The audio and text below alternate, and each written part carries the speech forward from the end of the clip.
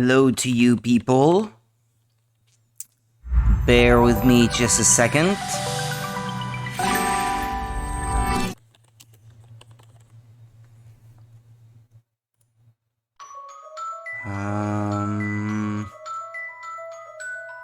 Just a moment. Just a moment. Just a moment.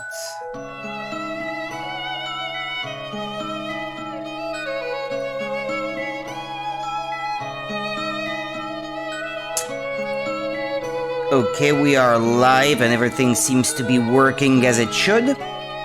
So, let us continue, I guess, our blind playthrough of Professor Layton versus Phoenix Wright for the Nintendo 3DS, and this is going to be part 4. 4? Yeah, is it part 4? Yeah, I think it is. I think it is part 4. Yeah, it is. It is. Of our blind playthrough of this. Let's get started.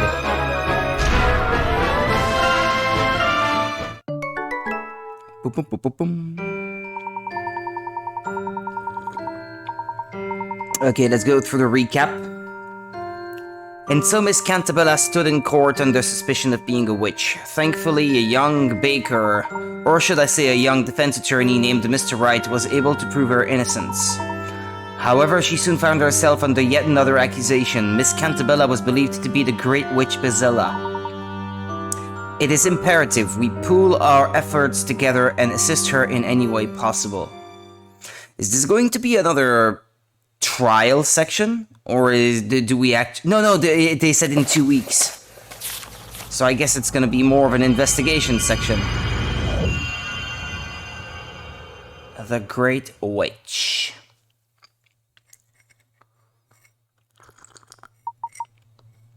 The Great Witch Bezilla. The legendary witch from ancient times. She is the source of all evil and the one who gives rise to all other witches. As long as the Great Witch Bezilla is alive, there will always be witches in Labyrinthia. Apparently that is the commonly held belief.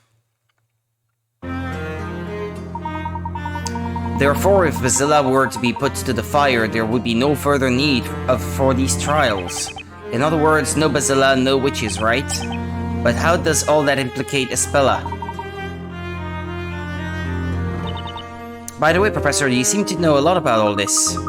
Professor and I discovered a mural of the Great Witch Bezilla in the room below the library, and it looked like it was painted a long time ago, that's for sure. You mean like a wall painting of Bezilla? Indeed, there were some historical remains hidden beneath the library. We found it there. At any rate, I'd very much like to investigate Bezilla in greater detail. I'm afraid my knowledge extends no further than the legend known to the townspeople. In that case, I guess we have no choice but to ask Espella. Maybe she can tell us why she's accused of being Bezilla. Well, yeah, but didn't they tell us we can't see her for a while? Come on, we've never let that stop us before. And that, Maya, is how we always end up in all sorts of trouble. Well, fine, just leave it to me. It's nothing that a little sweet talking can't fix. Maya, I'm not so sure that's a good idea. You want to be, accused of being a witch? Hey, look, pal, we need to see Espella. It's a matter of life and death. Pal, who are you? The Gumshoe? I'm not sure I would qualify that as sweet talk, but rather more of a full-on assault. Not very ladylike. Learn from the gentleman there. Did not hear what Inquisitor Barnum said. Espella Cantabella is currently undergoing questioning. And while that's taking something, can't you do something?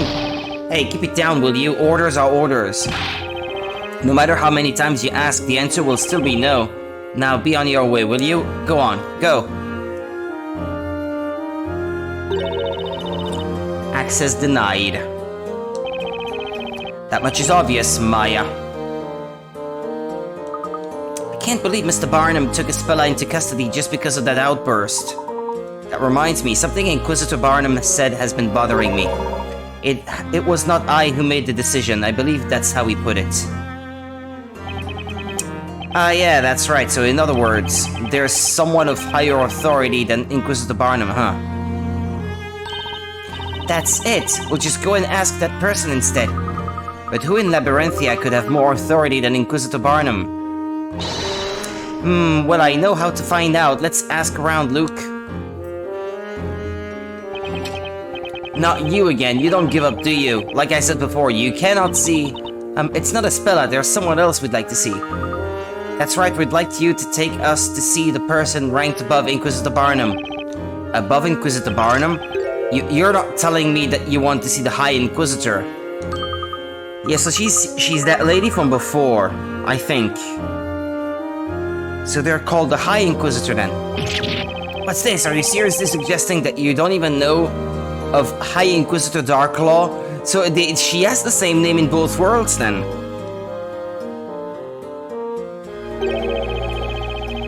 High Inquisitor Darklaw? That's weird, I can't help but feel I've heard that name somewhere before. But Phoenix said yesterday that he finally remembered everything. I'm sorry, but could you tell us where we can find that person? Please do me a favor and don't ask. She's not the sort of person you can just drop in and see, believe me. But there's something of importance we wish to discuss with her. You people really are fearless. Well, don't say I didn't warn you. To meet High Inquisitor Darklaw, you must go to the Inquisitor's Hall. Just be careful not to upset her. We understand. Thank you for your assistance. Is the High Inquisitor really so fearsome? Of course not. Not our High Inquisitor. She's wonderful, beautiful, intelligent, just a little strict. You don't have to go mentioning what I said about upsetting her, understood? Don't worry, you can rely on us. High Inquisitor, that title sounds really high up on the food chain, doesn't it? Apparently, if we go to the Inquisitor's Hall, we can see her there. Well, we won't achieve anything standing here, let's go and see her. So that means I can search the waiting hall for hint coins as well? Ah, yes. Okay.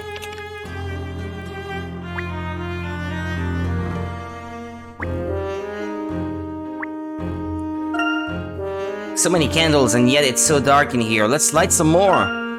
The ceiling may catch fire. This chandelier is very simple compared to the Great Archives. You know, the candle maker must be the richest person in this town. Yeah, there is no electricity. Indeed.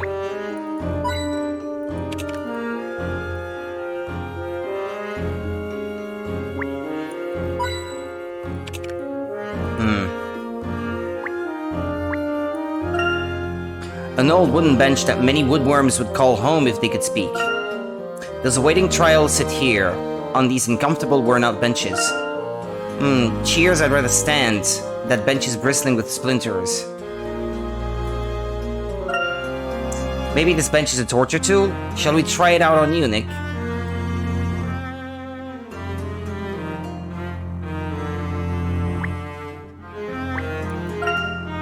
The guards are watching us, or should I say staring at us with an unspoken threat in their eyes. The doors to the courthouse are shut and guarded. We cannot gain entry now. These knights must have seen all the witch trials. Do they enjoy them or find them distressing?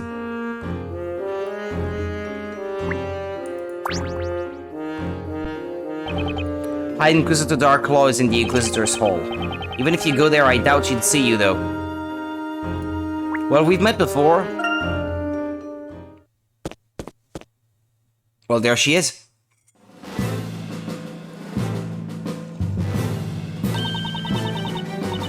I wonder what's with the funky things in their hair, though. Don't know what that is. I can see Inquisitor Barnum over there. Okay, which means that woman standing next to him must be... High Inquisitor Darklaw. They look so serious, it might be difficult to butt in. Perhaps we should wait until they finish their conversation. We have prepared for the questioning of Espella Cantabella. She's in the Death Knell dungeon.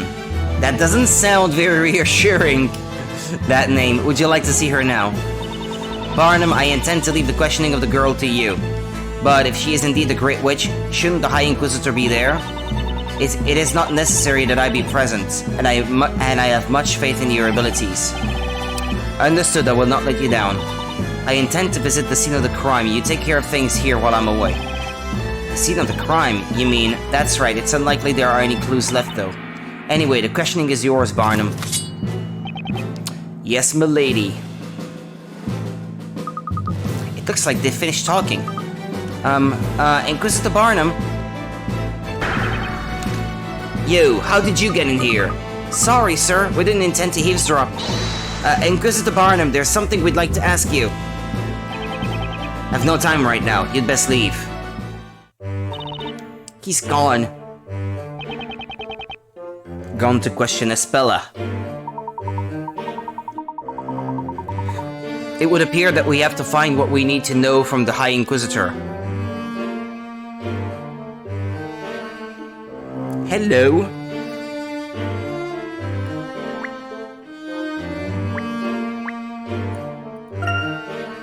That's Barnum's armor. It makes quite an impression.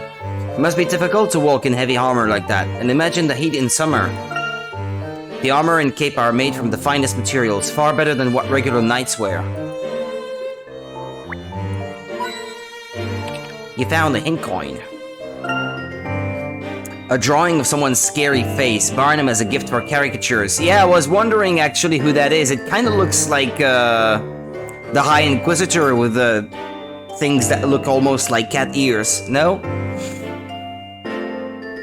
Don't you think? That's Inquisitor Darklaw. Ah, well, there you have it. The picture looks like it's used for dagger throwing practice. Okay. I hope Mr. Barnum and Miss Darklaw have a good work relationship. Somehow I doubt it now. So many memos, magic crime is on the rise from the looks of it. Does Mr. Barnum really need all these notes? Maybe he's just a hoarder. Oh, a picture of smiling Barnum with his doggy. They look cute together. Ah, yeah, I can see it actually. Lift weights? Barnum uses a dumbbell as a paperweight. I guess it makes sense when you have that many papers. It's as if Mr. Barnum wanted to say, I've got a heavy workload today. I can picture him slowly making his way through all this while Darklaw stares at him from across the room.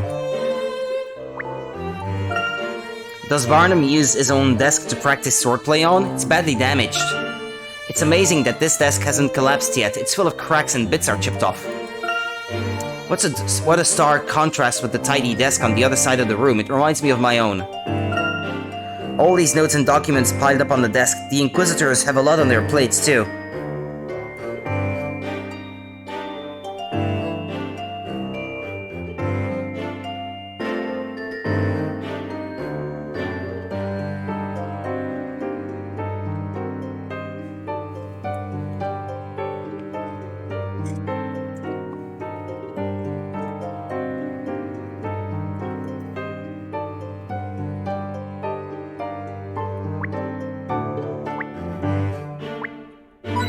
Ah, there's another.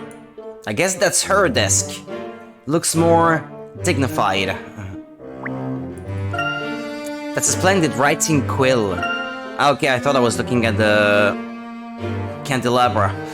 Miss Darklaw is taking very good care of that quill. It looks as good as new. A normal-looking painting. It feels like it doesn't belong here. It's a landscape painting of a house by the lake surrounded by beautiful red flowers. I wonder if it's a real place somewhere in Labyrinthia.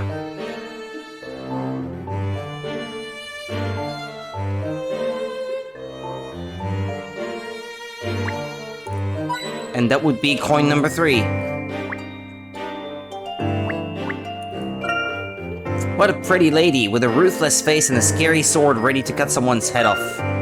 It may symbolize the Inquisitor's harsh but just judgment. Labyrinthians seem to be fond of statues. They put them everywhere.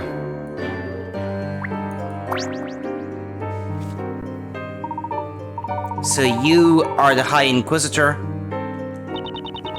From the way you talk, one would think we had already met. I'm certain we have met before, but I did have the opportunity of seeing you at the Storyteller's Parade.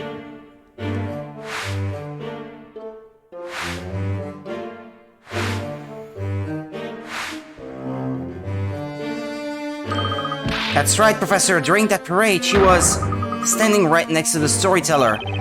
The Storyteller, isn't he the one who, he's known as the creator in this town. So any person who gets to stand by his side has to be someone important, right? Did you all just come here to stand around speculating? If so, there's a quiet cell in the dungeon which has just become vacant. You can speculate all you want in there. Just a moment, Miss Darklaw. We have come here to talk to you. Talk to me? That's right, it's about this trial. We'd like to ask you about it. Inquisitors do not make a habit of discussing the details of trials with just anyone. Just anyone. We, or in particular he, acted as Aspella's attorney. That is hardly just anyone. That's me, alright. I am Phoenix Wright, attorney at law. So you're the one. You're the knight of the court who opposed Inquisitor Barnum, aren't you? I received a detailed report. Yes, indeed. Most interesting.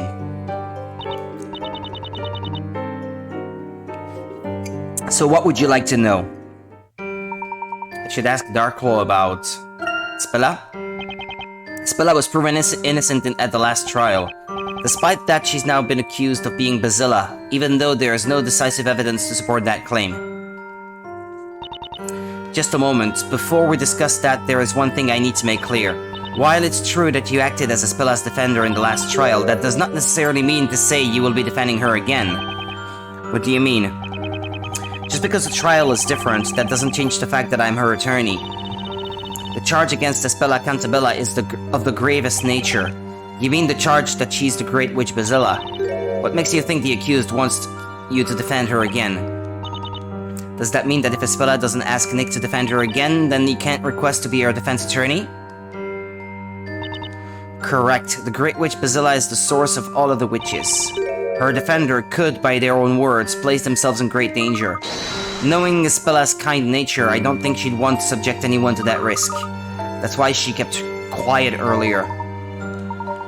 However, Aspella is at this very moment undergoing questioning, is she not? And there's a possibility that she may be cleared of the suspicion of being a witch.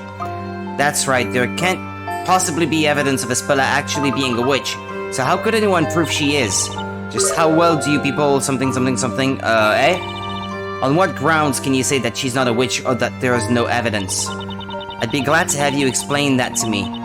That's not fair. I should ask Darklaw about the Great Witch Basila. We are certainly not experts when it comes to the Great Witch Basila, so could you perhaps tell us more about this particular witch? To begin with, is the Great Witch not just a figure of legend?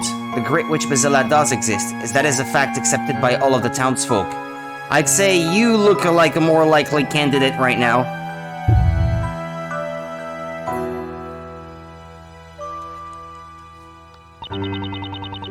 In the past, the Great Witch Basila used her evil power to burn the entire town. She burned the town. Professor, we saw that witch in the picture in the library. She was burning the town. If the Great Witch Basila uses her powers, this town could burn again as it did long ago. We have to capture Basila before that can happen. But there's no way Aspella would ever do something like that. One thing I'd really like to know is why Aspella of all people is suspected of being Basila. Of course, there is one reason.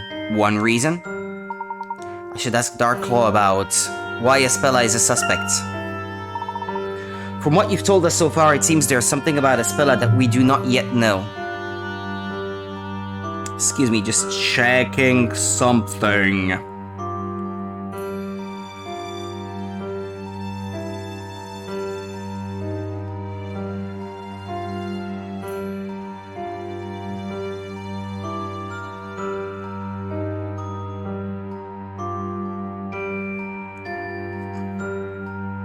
From what you've told us so far, it seems there's something about Aspella that we do not yet know.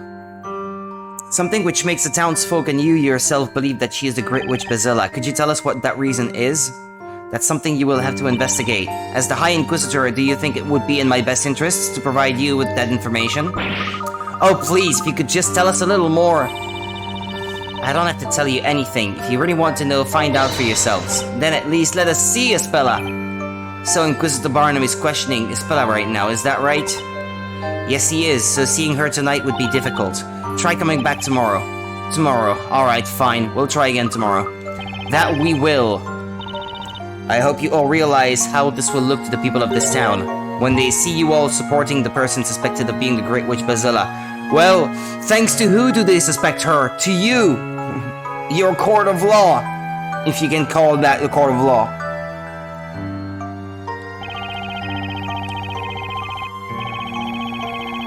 When it comes to rescuing Aspella, I'm not worried about what people think. And I feel the same way as Mr. Wright. That is what I was hoping to hear. At the very least, you should investigate, and I pray I don't see disappointment in your eyes the next time we meet. Now, if you'll excuse me. Hey, Nick, I was thinking. We met her before, haven't we? Yeah, we have, in that trial back in England. Huh? Then who on earth is she? I'm not entirely sure, but at that time she was a teacher from a boarding school for girls. Was she indeed? It would seem Labyrinthia is packed full of puzzles. And this is one puzzle that I would really like to solve, so it's gotta be added to the list of mysteries, probably. Okay then, leave it to me, I'll give it my best shot. Where shall we begin? Well, I appreciate your enthusiasm, Luke. I wonder if it might be better to first return to the bakery. Mrs. Eclair is no doubt worried about us. We should let her know the situation. Right, we need to tell her all about the trial. I have a feeling that's not going to go too well. I think you did very well, Mr. Wright. I'm sure she'll understand. She's like a mother to Espella. She must be worried sick about her. Or maybe she hates her guts now that she thinks that she might be a witch. Or the Great Witch. Okay, everyone, let's head back and tell her everything. How the court proceedings went, and the way the townspeople reacted. Espella, it would seem you do indeed have a secret.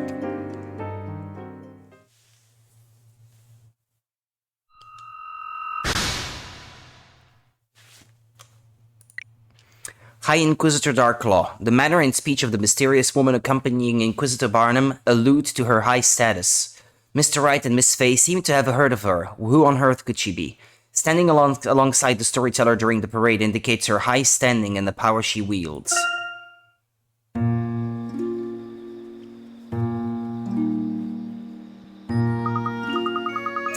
Phew, I feel like it's been a while since we've been out here in the fresh air. Indeed. Shall we head back to the bakery? Oh, it's Barnum's dog, I think. Yikes! Wow, he's one frisky little puppy. He looks like the same puppy as in the drawing that was on the wall, though. He's a cute little guy, huh? You're just begging to be petted, aren't you, boy? Good boy, good little doggy. See? Look, Nick, he's so happy he's showing his teeth like he's smiling. I'm not so sure dogs show their teeth when they're happy. Don't be such a spoil sport. Come on, try petting him. Alright, let me give this a shot. Come here. Come on, here, boy. Mr. Wright, don't pet him. Huh? Ah, ow! He doesn't like lawyers. He can smell lawyers, perhaps. Or defenders, as they call them. Oh! I guess even cute little puppies have a bite worse than their bark. Are you alright, Mr. Wright? Yeah, he's always right. I tried to warn you.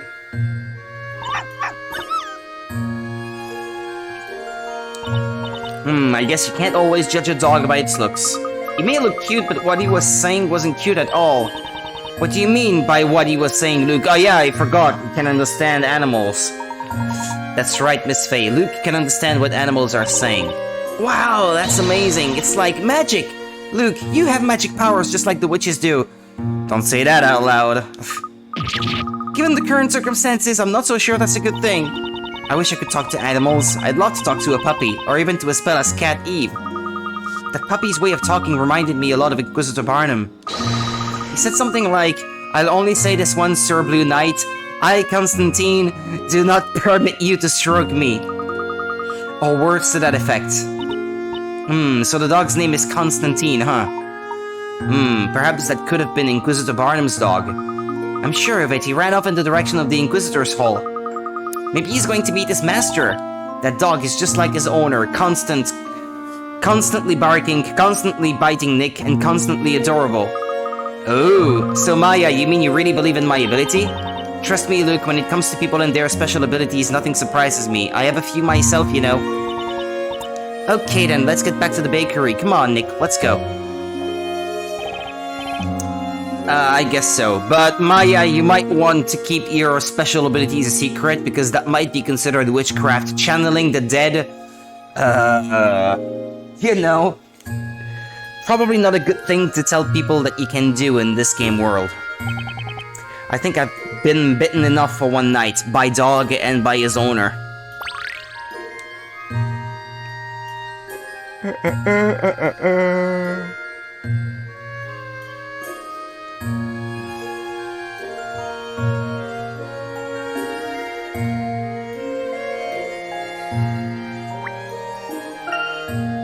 Oh, another owl flew by. Professor, I saw another owl. Owls are nocturnal animals. This forest seems to sustain quite a large population.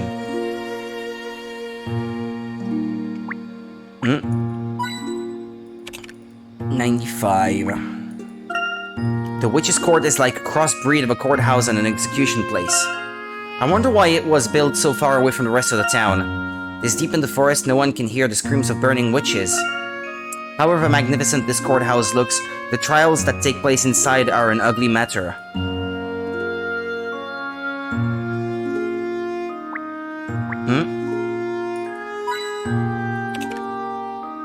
One more. Ah. Okay.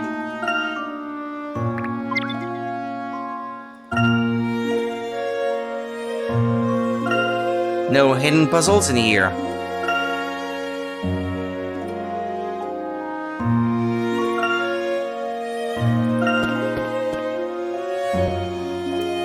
Okay.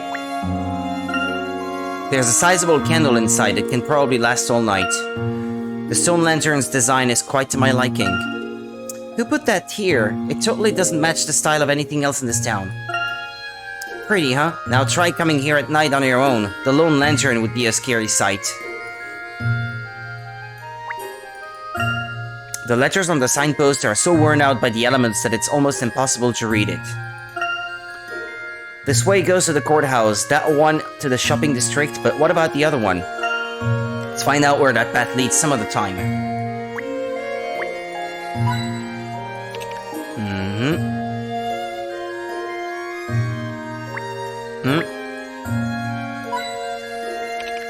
Two.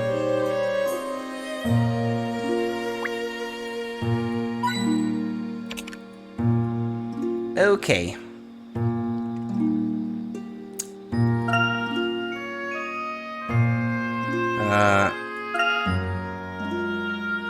There we go.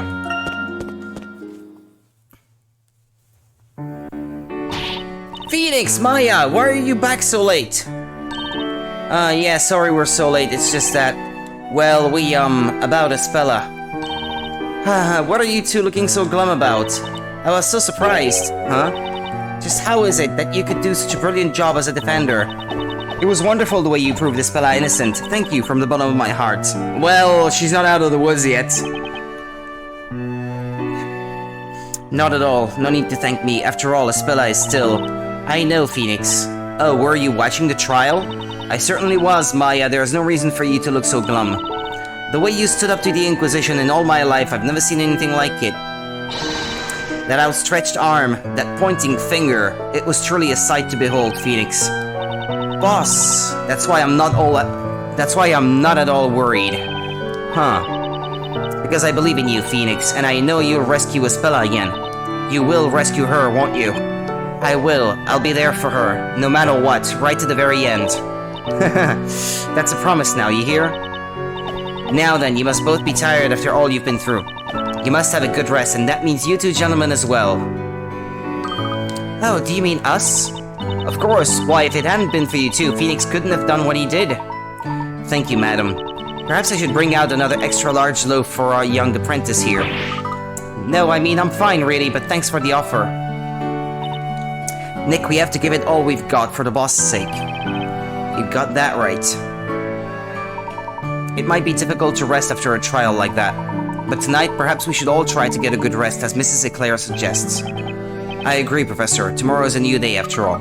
Let's go inside then. If we don't take that rest, we won't be able to do our best tomorrow. I hope Espella is able to rest for tonight as well.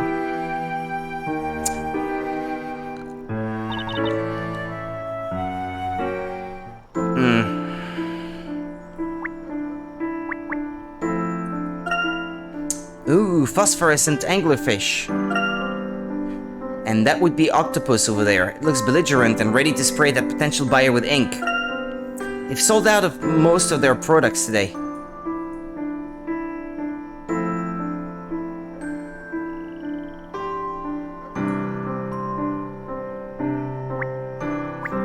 Yeah, other than descriptions, I don't think I'm gonna find any more coins. This is the entrance to the bakery. Shall we go in? Let's stay the night here and resume our investigation tomorrow morning.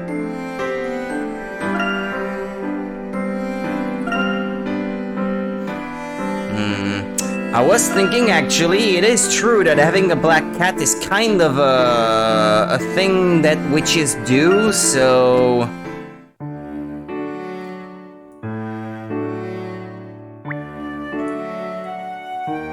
And maybe with the help of Luke, we can interrogate the cat. Maybe the cat knows more about Espella than most people do. Jars with jam, perhaps, they all have vibrant colors. They look scrumptious. I'm sure this jam would be even more delicious on Mrs. Eclair's freshly baked bread. Oh, Espella's homemade jam. Of course I'd love to try some.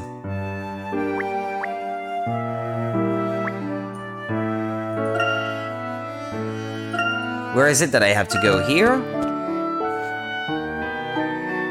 Ah, yes. Well then, let's all turn in for the night.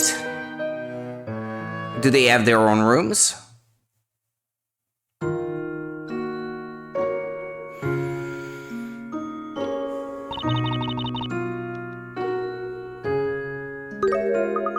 Is that you, Maya?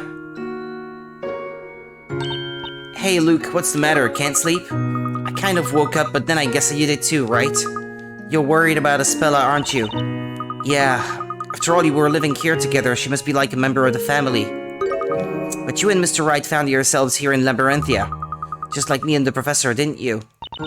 Seems that way, even though we've supposedly been living here for 5 years now. But those memories didn't exactly turn out to be real.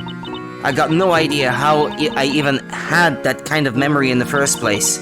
On top of that, even the boss seems to have the same exact memory of us. She's done so much to take care of us.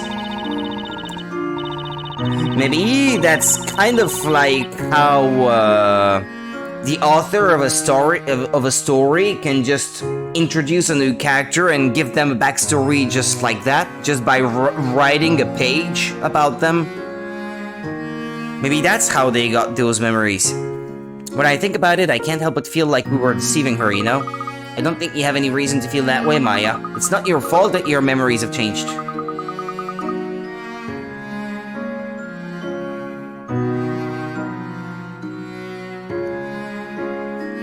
And even if the memories are different, I'm sure your feelings for Mrs. Eclair and Espella are real.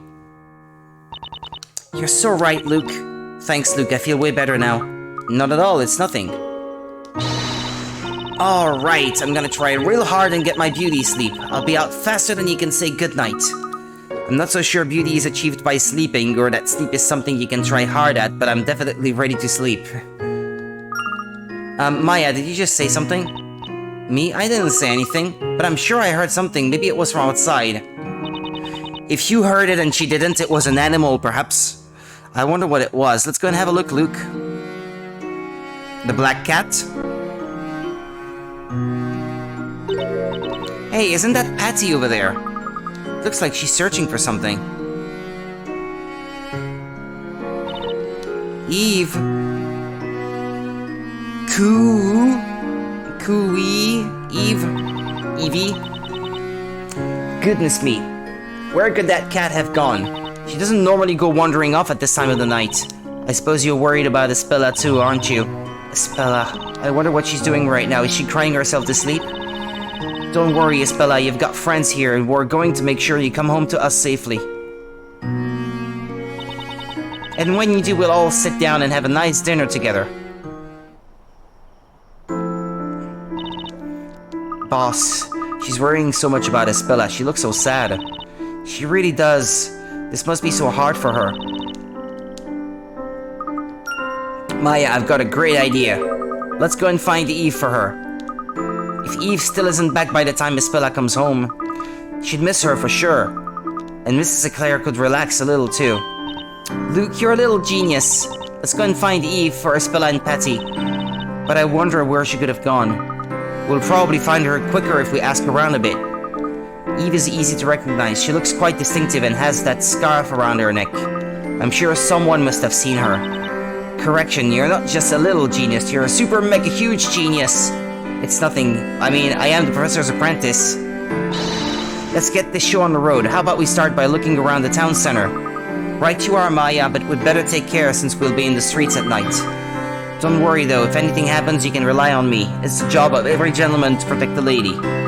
Let's go, Maya. As the grown-up here, I can't help but feel it should be me who's doing the protecting.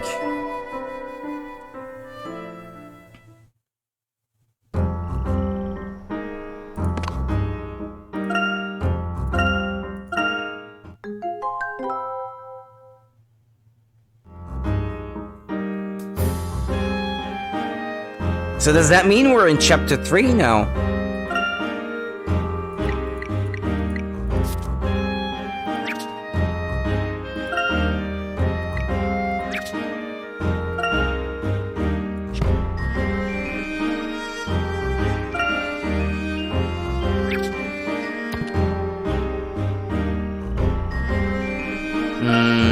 Town center.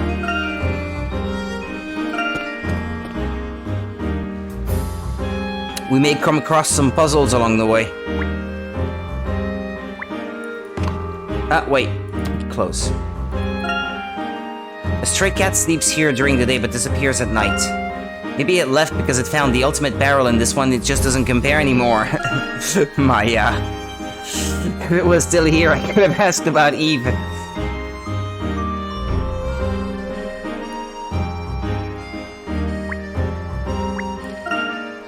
Miss Maya, do you have any idea what kind of a shop this is?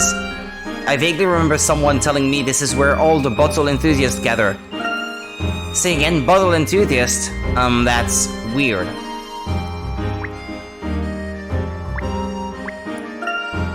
She's not in the fountain. I thought she could have gone for a swim. Cats generally hate water, but there may be some that do like it. Yeah, like my own cat. My old one, I should say.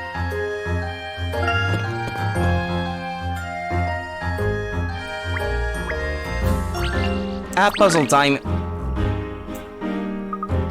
Excuse me. What is it, lad? You have something you wish to sell? It must be serious for a young fellow, my lad. A young fellow, my lad? Okay. Like yourself to be visiting my shop at this hour. What kind of store is this anyway? I only see a bunch of pots and junk here. This is a pawnbroker's shop, madam, so pray tell, what is it that you're selling? We're not exactly here on business, we're just looking for a cat. It's a cute black cat called Eve. You haven't seen her, have you? A black cat, you say? I have a feeling I may have seen it, but then again... Yes? It's no good. I felt I was about to remember for a moment there, but... I got things on my mind and I'm finding it hard to concentrate, you see. If only I could solve this. Uh-oh, are you talking about a puzzle? Because I could totally solve it for you. Zvari, just like that. I'll help too. Maya is still a newbie when it comes to solving puzzles. Okay, Luke, we can do this, can't we? Zvari, just like that. That's a quote from someone else in the Phoenix Wright series, I think, but I can't remember who. And let's get to it, madam. Recently the mice have been bothersome. I want to catch the mice that have been causing trouble in the shop and teach them a lesson.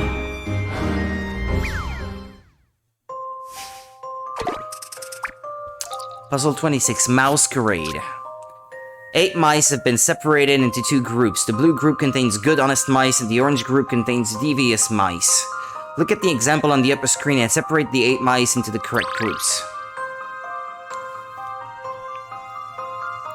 How so?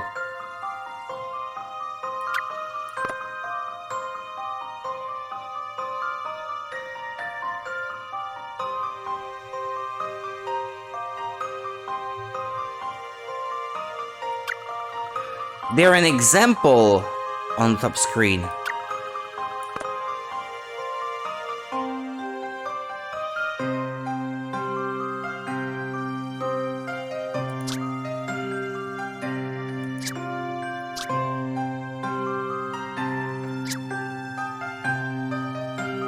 Say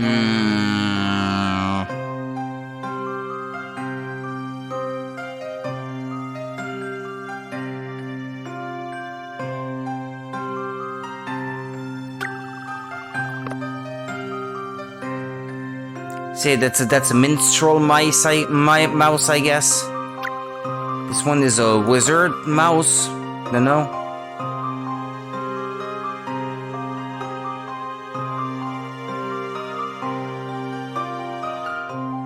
How do you tell them apart?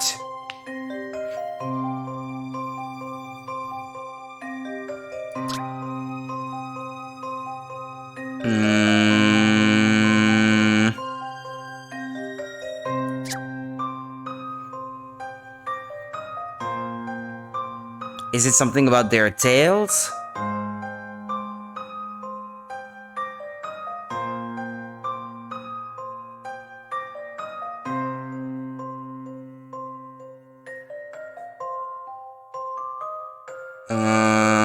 I see 3 types of tails.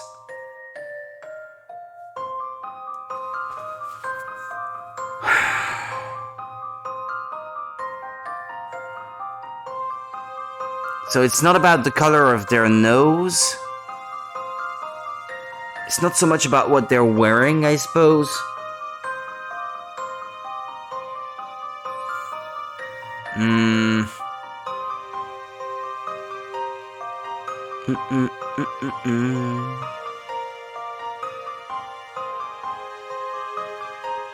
Or is it about their eyes?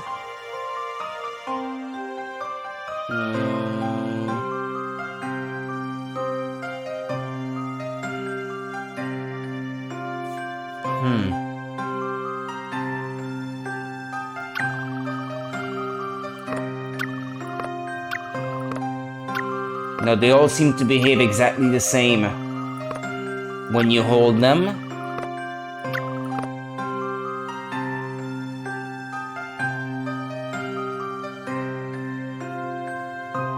And you shouldn't judge a mouse by its color. That's bad. So... Or is it something about their ears?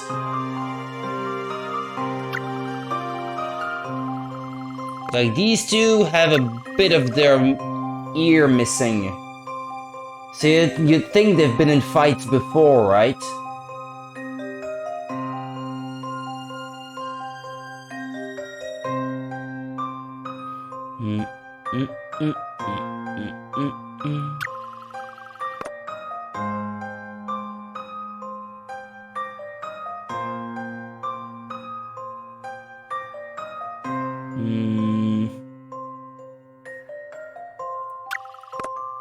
I'm probably gonna need a hint here because I don't see how to tell them apart. I guess the kingly mouse with a crown on its head would probably be in the good ones. The one with a feather on their cap would probably be too. This one looks like it upholds the order of the law. I mean, it's a knight or something, so... But then again, you have one there on the top screen in the example that also has a helmet, so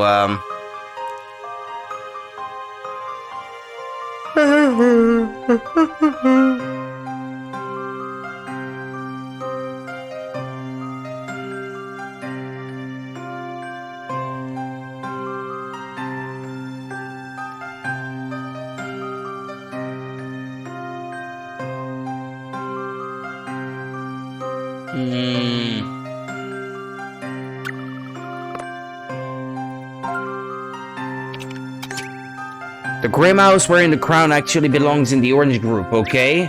But how can you tell them apart?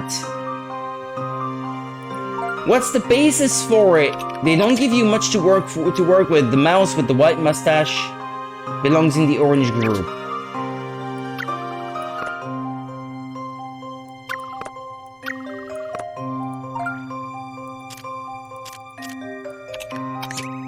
The mouse wearing the crown and the mouse with the white mustache have 2 things in common. Work that out and you've cracked the puzzle.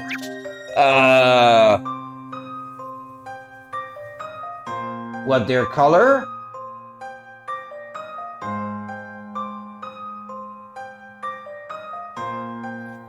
Or is it the color of the inside of their ears? Let's have a look at the...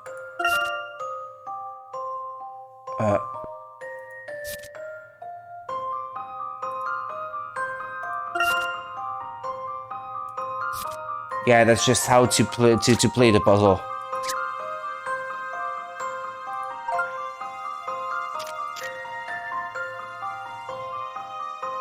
They have two things in common, they say.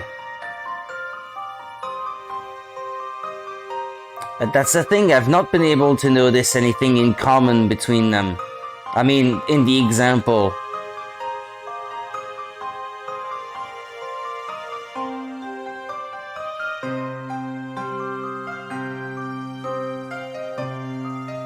They have mustache?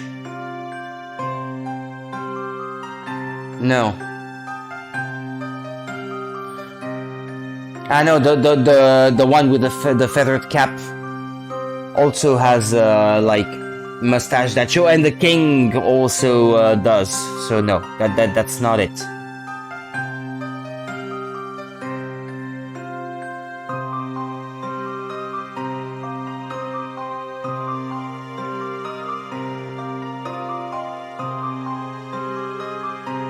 I don't know.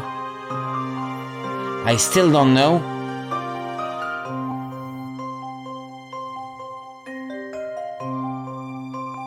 They have two things in common. Well, their color, I guess,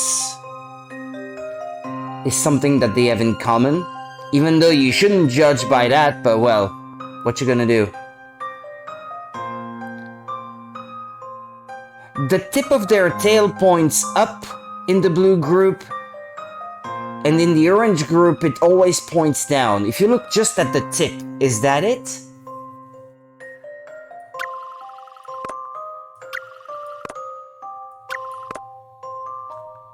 Down, down, down, down, up, up, up, up. Is that it?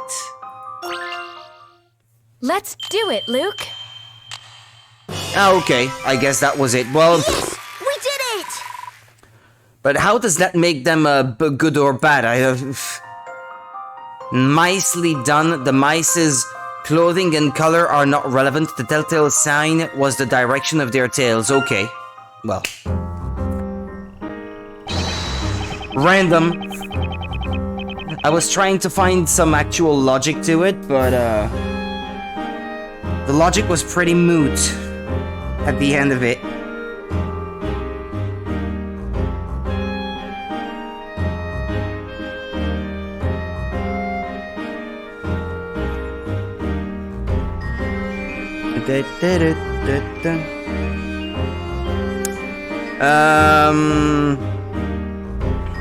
How long have I been streaming already? Yeah, I should probably get something to drink very quickly.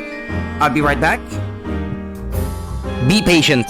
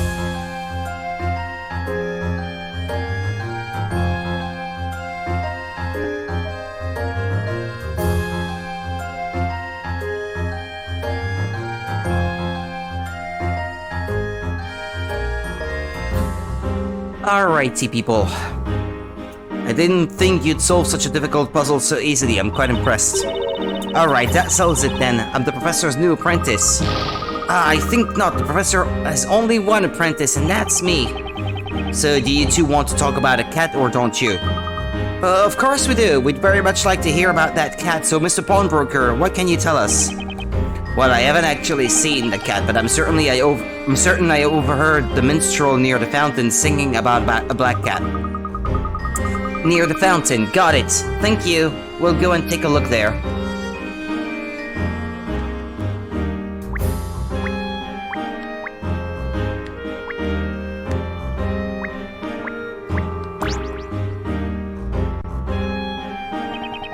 There's a pawnbroker's shop. You two are perhaps a little young to be needing my services.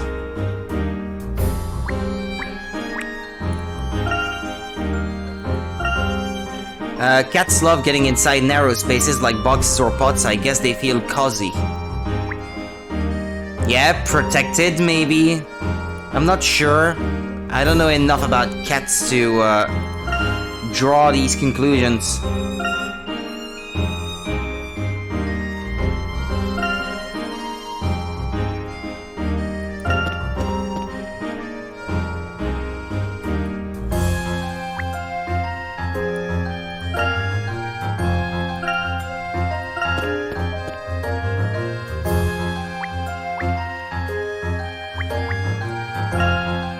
Maya, don't you get those urges to open up all the boxes and see what's inside?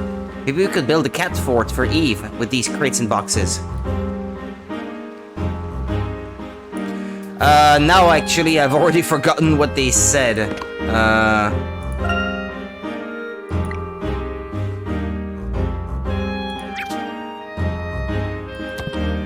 I hope it's not something I have to inspect up close. But she's not gonna be in the water. I used to come here with Nick. He'd carry the water pots and I'd cheer him on. Letting him do all the hard work.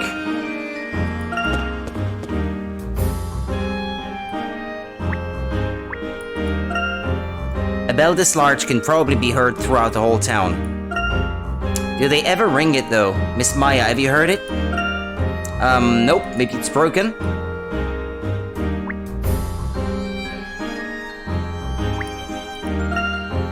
Aren't you tired, Luke? Why don't we take a short break? I'm not a little boy, I can walk, and I'm not tired at all.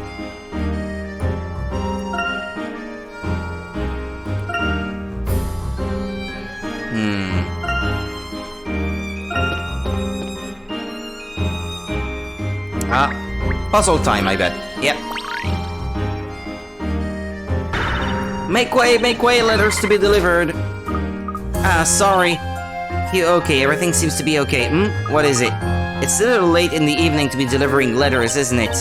Yes, it is, but I'm the only courier in this town, which means I'm always busy, even at this time of day. What? You're the only one? That must be tough. So, what is it then? What can I do for you? Oh, right, you haven't seen a black cat anywhere around here by any chance? Black cat, Sir? I do believe I did. I saw it. The cat, I mean. Wait, really? That's great. Can you tell us about it? Well, I could, but I'm wondering, should I tell you for free? We don't have any money on us, if that's what you mean. No, not money. I'm kind of in a bind. I'm sort of not sure about where to take the next letter, I mean. Do you think you could help me with it? If that's all that's troubling you, we'd be glad to help.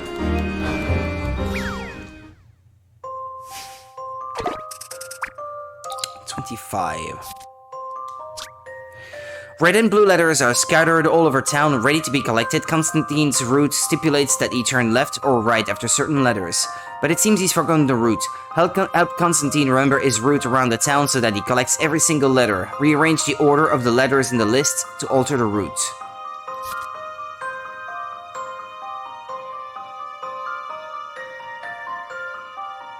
Okay.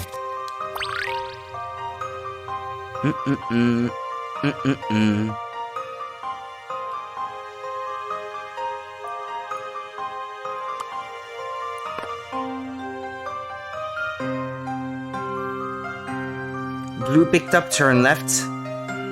Blue picked up, right. Sorry, turn right. If he catches meat, I guess that means it's game over, right?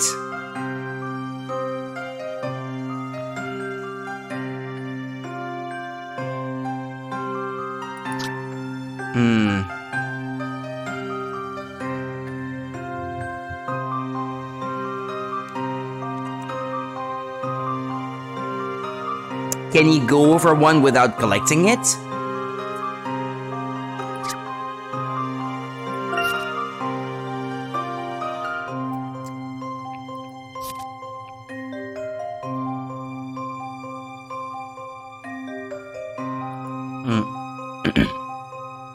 Can I try it out? Or will I lose carrots if I do?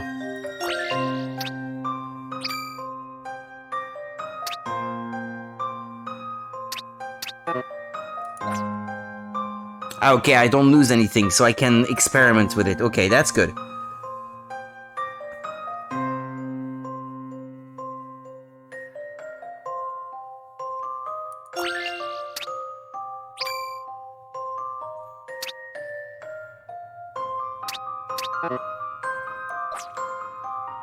Yeah, the first one is at the top. Okay. No, it's not from the bottom. Why did I think it was from the bottom? That doesn't make any sense.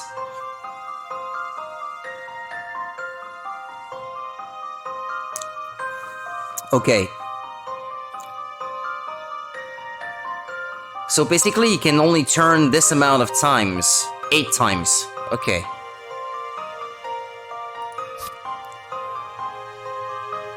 Let's see. For example...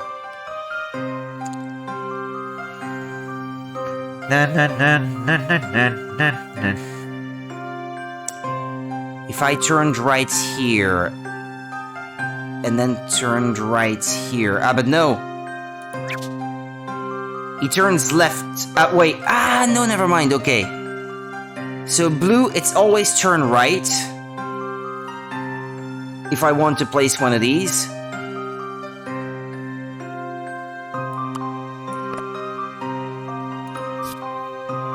And then for the reds, we have left and right turns.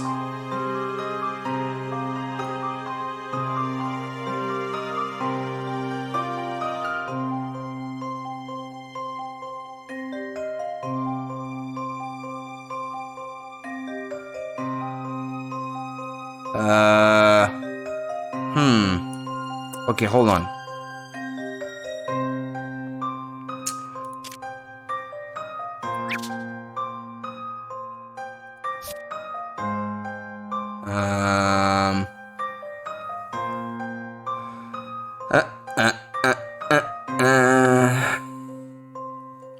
I'd say these, he would have to collect them like that.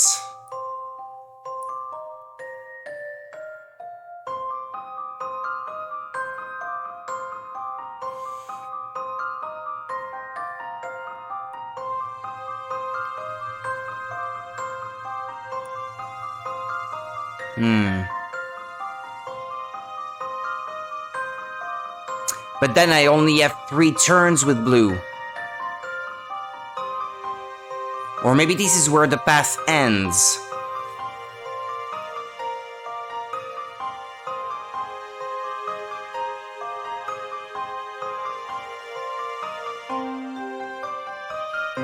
Hold on, not necessarily. It could be coming from the top. It's always turn right when it's a blue one, isn't it? Yeah. Okay.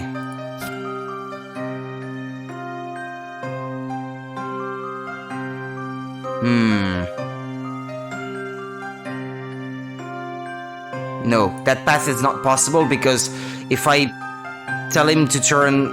but no, and then he would have to turn left too, so yeah, no, that's not possible, indeed.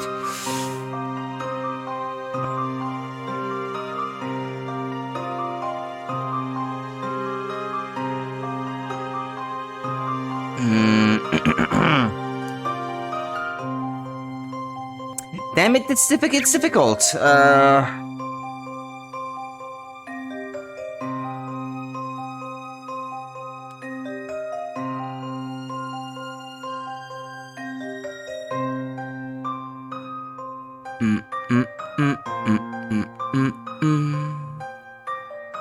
Bum bum bum bum.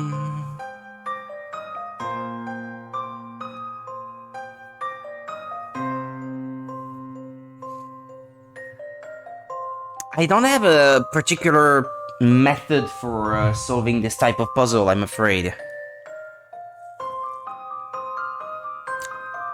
Other than guessing my way around, I don't see how to solve it.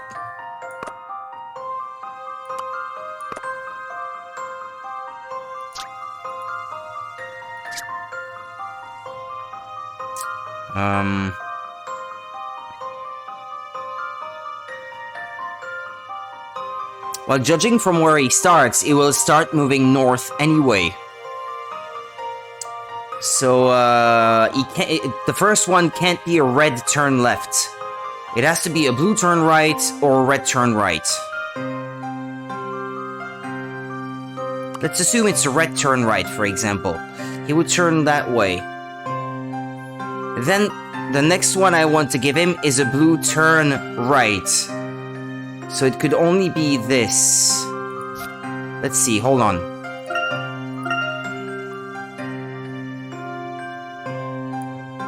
Because if I don't give him anything, he'll just end up in a dead end, and I can't give him another red because he won't encounter a red on that path anyway. So he has to turn. And he would be going down that way, which means I would have to give him a red. Next.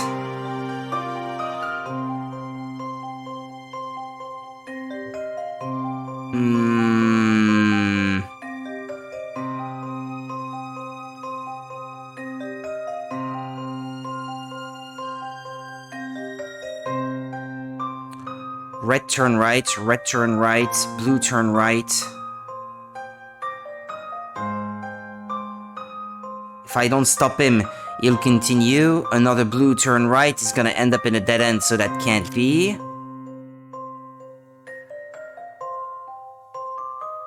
The first one probably has to be a blue. A blue turn. Which has to be right, then. Then a red turn right, a red turn left. Red turn left. Red turn left, because otherwise it's over. Blue turn right. No, that can't be, otherwise it's over. It's a blue turn right. No, the blue turn left, that doesn't exist, so that's not possible.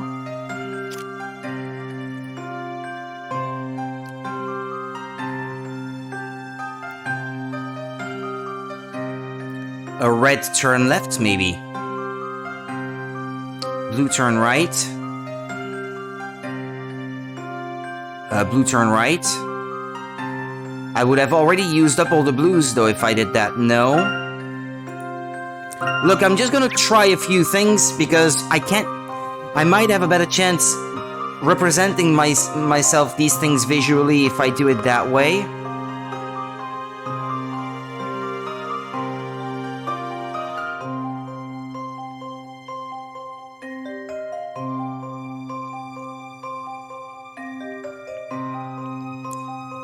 Well, the path at the start can only be he turns right here or he turns right here. Any other thing cannot work. So let's actually put all the red turn left.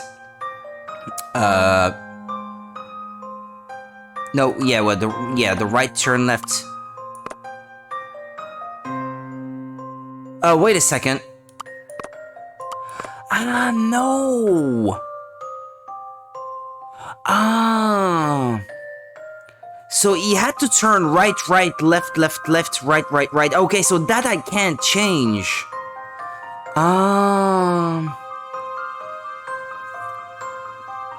Okay.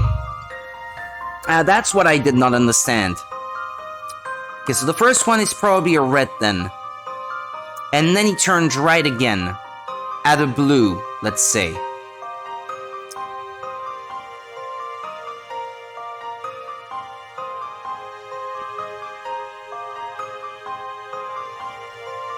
Unless, no, wait. No, blue. He turned right at red.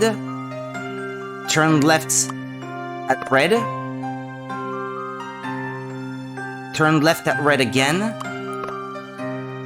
Turned left at red again. Turned right at the blue.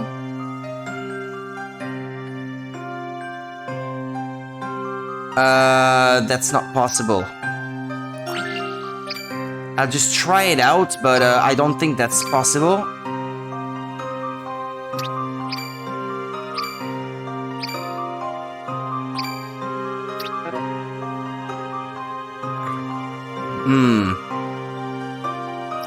It's right, right, left, left, left, right, right, right. No, I did not understand that part of the puzzle at first, but okay, that actually limits the possibilities a bit more, which is nice.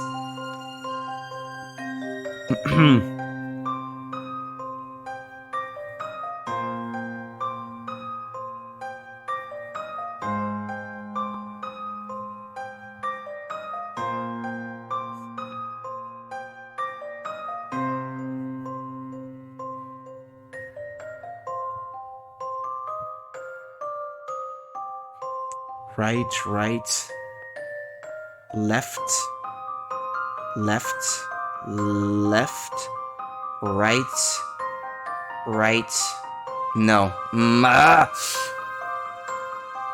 Goodness me!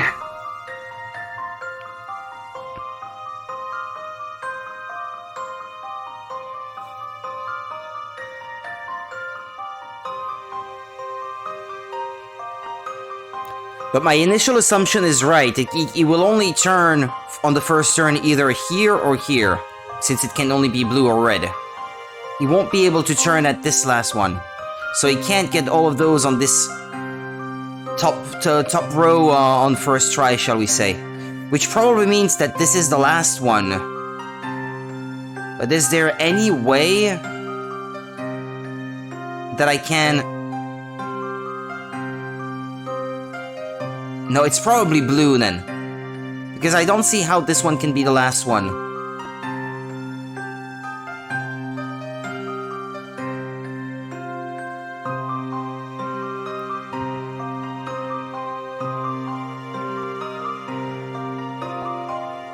So it's probably these. Then left. Huh. Hold on. Blue, red, red. Let's try a blue here. No. No, that can't be.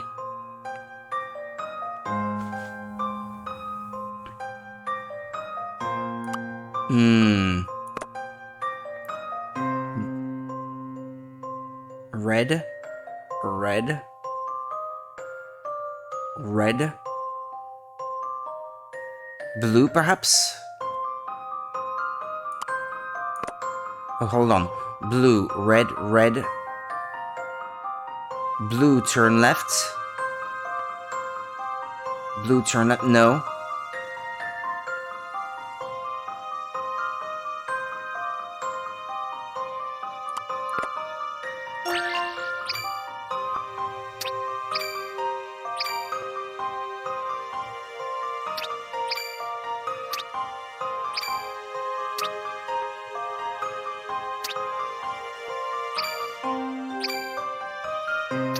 Okay.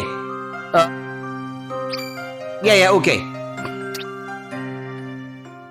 I wasn't sure. Let's give this answer a try. That took me longer than expected, Check this it one. out, Nick.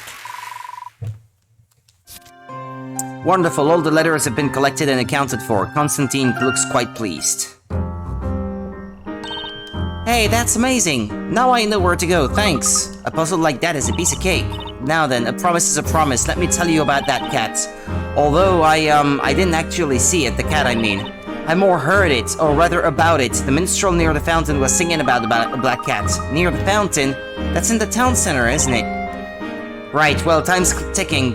Better get going. These won't deliver themselves, you know? The letters, I mean.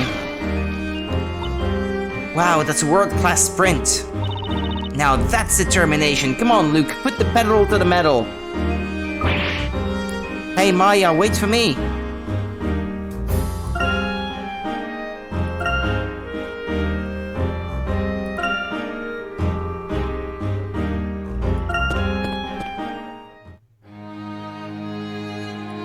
Yeah, I wanted to check the puzzles that she collected for me. What brings you here at this late hour? It's past our closing time, you know. We can't lend you any books, I'm afraid. No, we're not here to borrow books. We were just wondering if you've seen a black cat around here by any chance. A black cat? No, I'm afraid I've been working late here in the library. So you haven't seen her, huh? I wonder where Eve could have gone. If the cat is a pet, surely it will find its own way home. Yes, but we want to find her. Someone's feeling downhearted, and we're trying to help. How admirable. Well, I wish you both luck, but remember to take care, especially after that incident. Yes, indeed. By the way,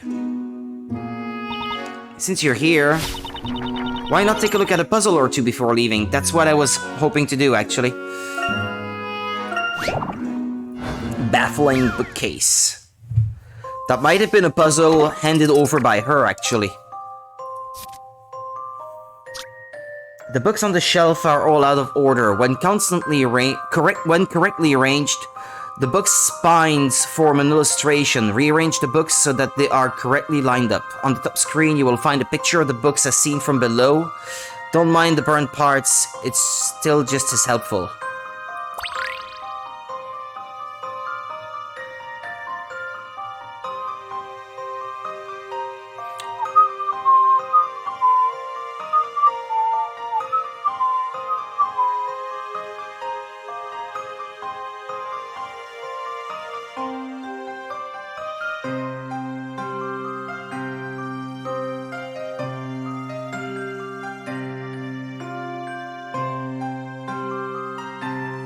Arrange the books.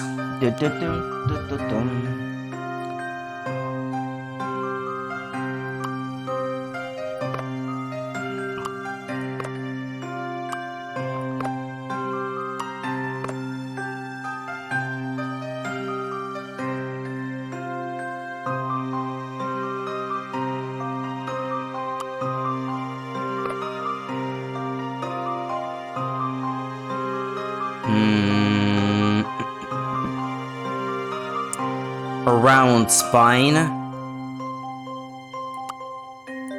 One that has that angle. Yeah, like this. And then a green one. Then two blues and a green. Like this. That seems to be it. Allow me to show you my puzzle-solving skills. You should expect no less from a gentleman. Correct. Now, doesn't it feel good to have things neat and in order? I agree. That was splendid. You certainly know how to handle puzzles. Rotating room.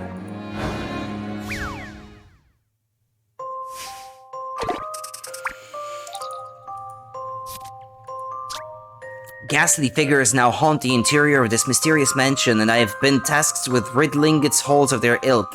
If I am to succeed in my mission, I must light all of the candles to vanquish these fiends. This room seems to rotate. Use this to your advantage and rotate the room so that I might reach the candles. Note the candles will light up or extinguish each time the night passes by. Touch the arrows on the touchscreen to flip. Oh, well, I can use the controller.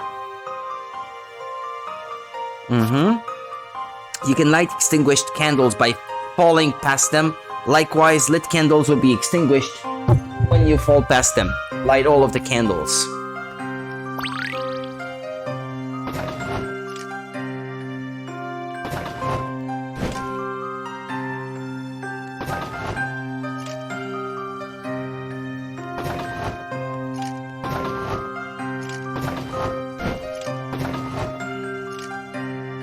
Ah, but there's one that's still not lit though. I can undo.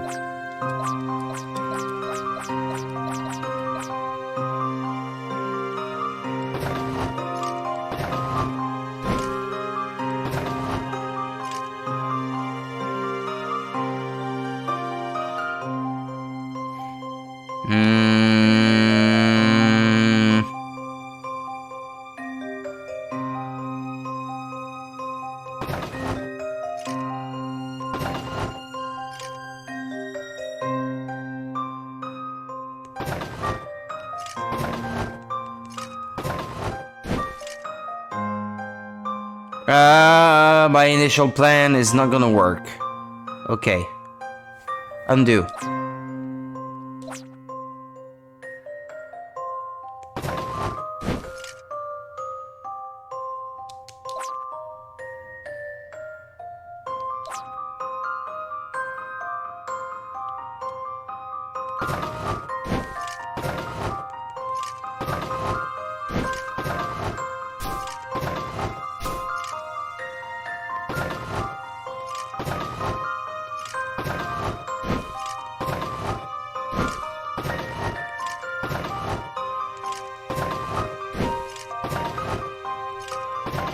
That's it. There we go. I have it. This is my answer. Professor, I did it! Excellent. The house is once again clear. You have my utmost gratitude. That was splendid. You certainly know how to handle puzzles.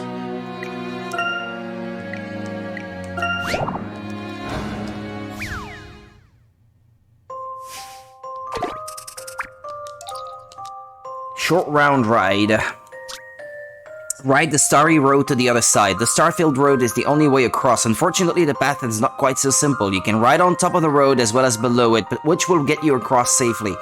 Slide the stylus across your touch screen to move the camera and get a better view of the winding path. Touch the orb on the touch screen below to slide the stylus, and slide the stylus in any direction to view the starry road from different angles. When you're done, touch in your input answer. Okay, whatever. You will then be able to select from 2 possible answers, up or down. Okay.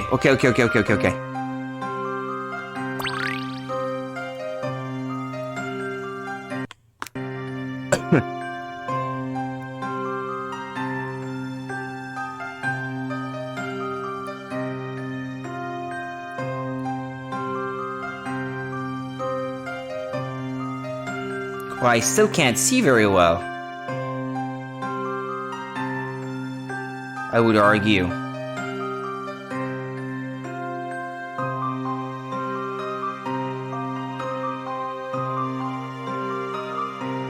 I'd say below, looking at it like that.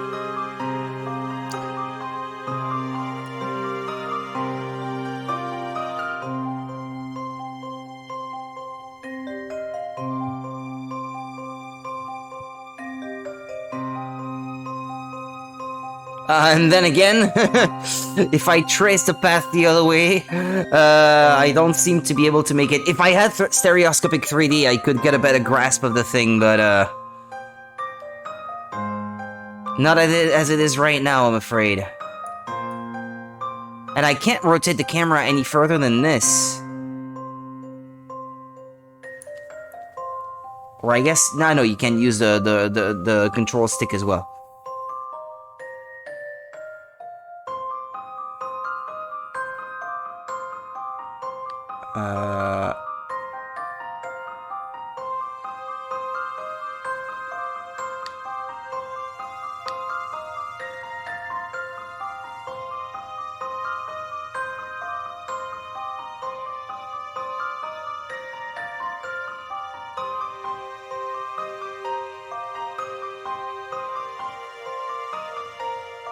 Well, I think it's up actually now.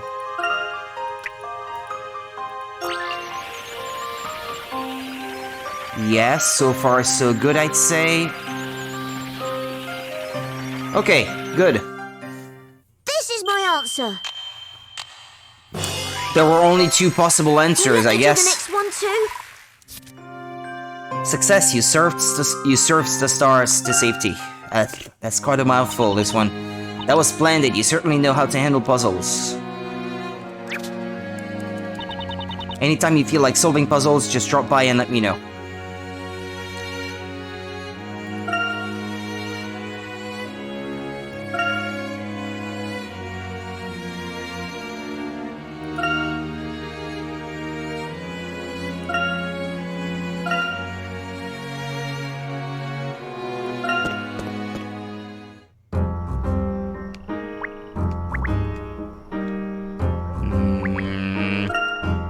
The shop's closed. We should have come during business hours. It's so late that the shopkeepers have already gone home. Louvre.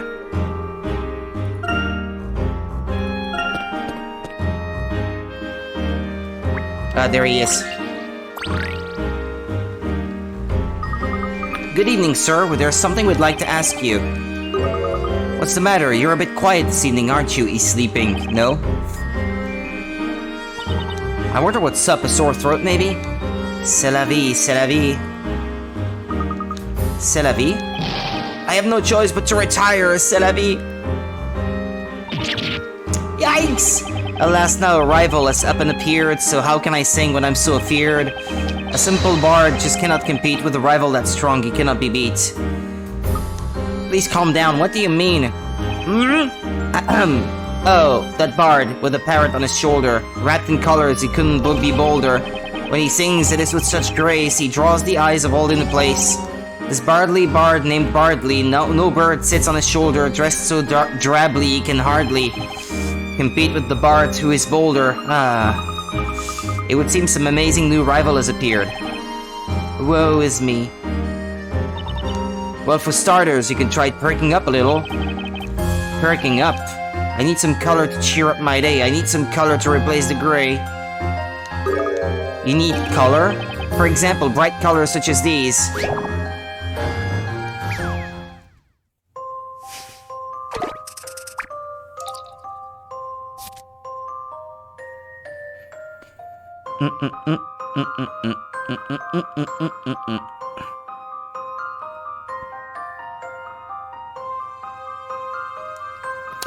Weird. Okay, stained glass.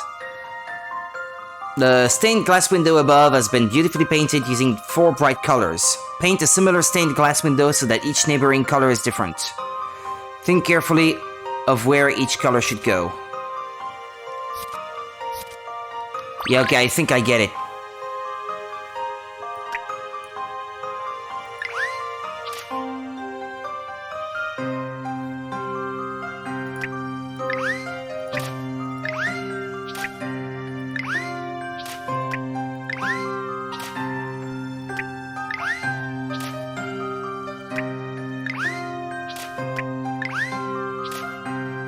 Uh-huh.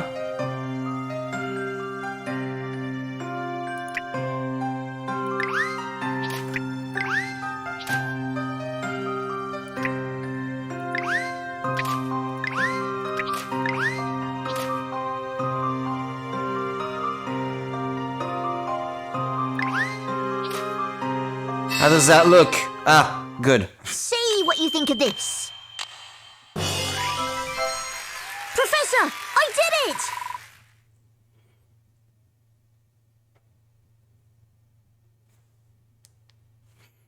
Okay. Gorgeous, nothing like a few splashes of color to really brighten up a window. Look at this, Mr. Bardley. The colors are beautiful. Come on, cheer up. A minstrel isn't judged by appearances, he's judged by his songs.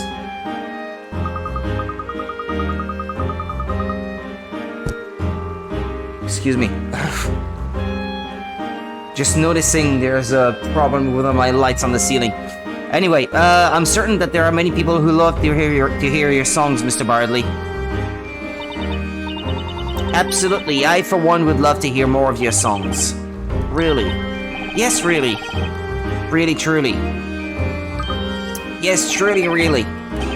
Oh, yes, you're right. Now I feel reborn. There is no reason for me to feel so forlorn. I shall sing to my heart's content, morn, noon, and night, on and on and on. I won't give up without a fight. That's more like it. At least he's perked up enough to continue singing. Have you seen a cat? That's a relief, he said. In return for the cheer that you did bring, now more than ever, I'll continue to sing. You're very welcome. Still, it seems like there's another minstrel somewhere in town. Oh, kindly duo, what could it be? What brings you to Bardley? What would you ask of me? Oh, I almost forgot, Mr. Bardley. Have you seen a black cat anywhere around here? I've seen it. I've seen a black cat. Since you're asking, I'll sing about that. A beautiful black cat with fur so sleek, chased and chased, ran to the main street. 3 knights gave chase, but it didn't last. The cat got away by running so fast.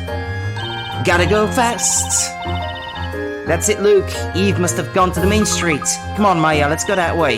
Yeah, he mentioned something about Eve being chased. We better hurry.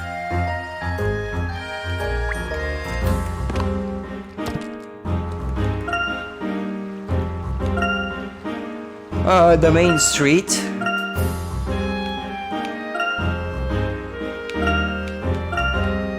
What part is that? Town Square?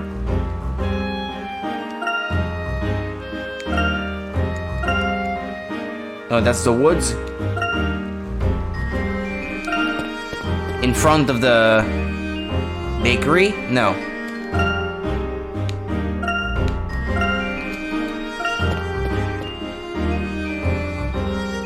But I was there before. Head to the main street. What's the main street? Or the area south of where the bard was? Ah, the south. Yeah, it said so right there. Okay. My mistake.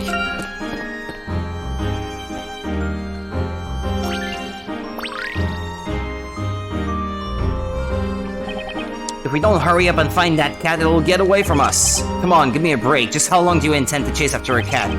If we don't get back to our posts, the captain's going to blow his top. Even so, I'm sure that cat was a stray. Surely it's part of the code of chivalry to rescue people and animals without distinction. But we've done nothing but chase it around. Sheesh, why did you have to be in our squad? Did you hear that, Maya? Those knights are talking about a cat. Yep, and I bet they're talking about Eve. Let's ask them. Excuse me, sir. We're looking for a black cat. And we overheard you talking about a cat. We're looking for a black cat wearing a purple neck scarf. A cat, you say? That must be... Hey, wait a minute. Aren't those two the ones who give Inquisitor Barnum such a hard time at the trial?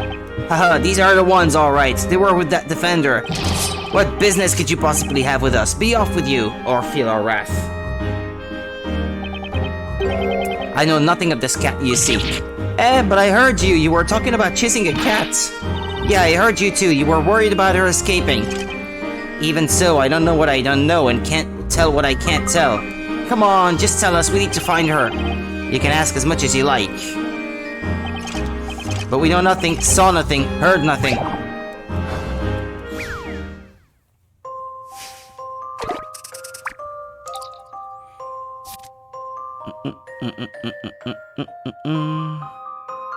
Excuse me.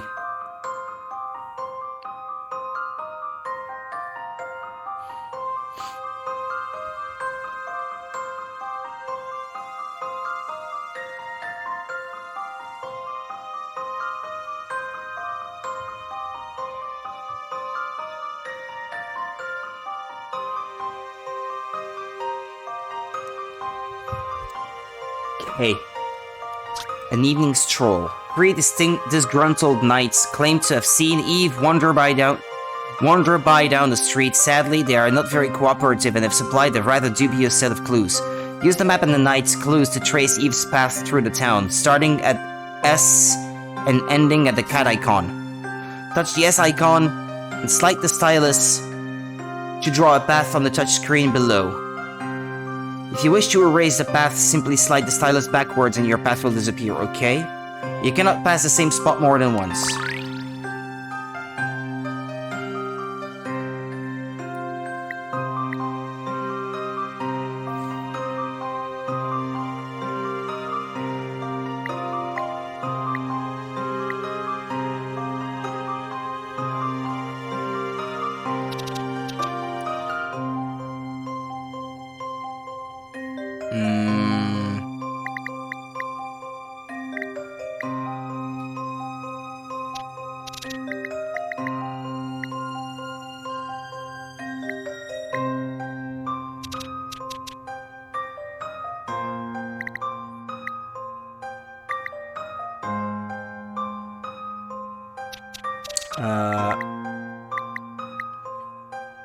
Well, there's nothing to say that she didn't turn left at two different statues, I suppose. Okay, but there's only one crossing that looks like this, I suppose. So she had to go through here, either that way or that way. Well, it doesn't matter which way, but...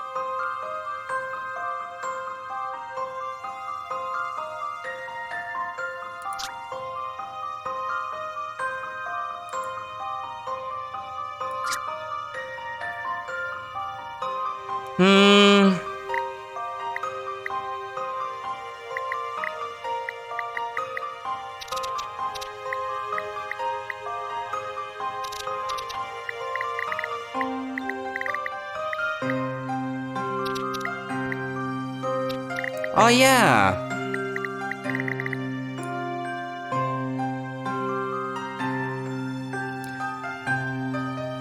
If she went by a statue without turning right, with the statue being on the left,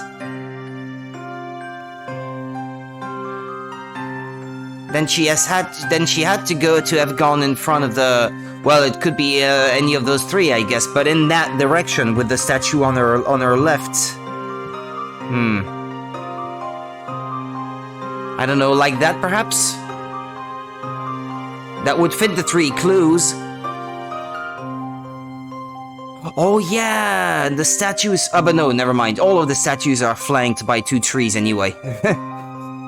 I was gonna say, I just noticed that detail, but I guess, well, it doesn't matter really, because they're all like that.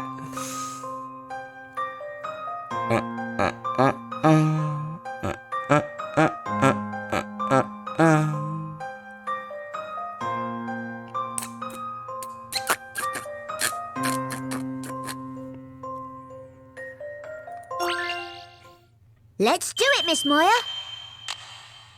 Well, that seems to be correct. Just what I'd expect from the professor's apprentice.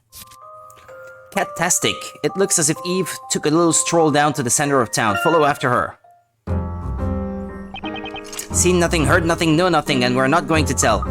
We've worked out where Eve is, Maya. And you know where she's going, don't you? I sure do. It looks like she ran off toward the town square.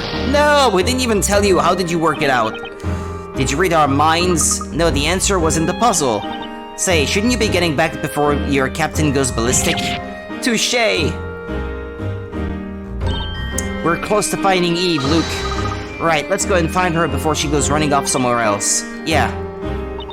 Hey, you know what? I could really get used to this whole puzzle-solving thing. You know, it's like the moment I saw the answer, it just felt so right, and I was right. Hey, I was right too, you know. Anyway, let's go.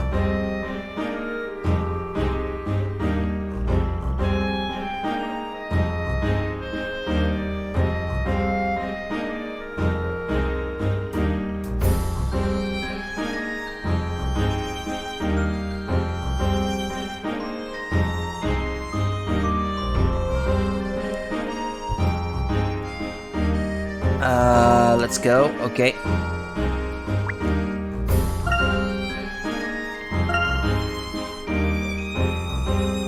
Why is the background image up there still the one of the background of the library? That doesn't make sense to me.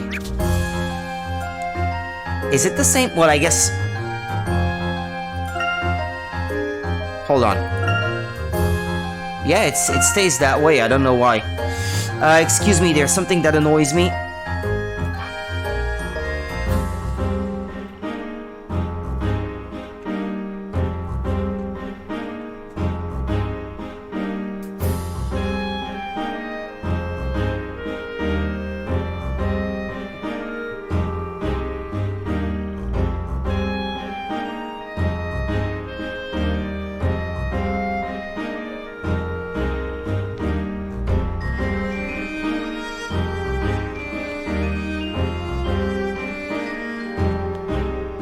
Excuse me.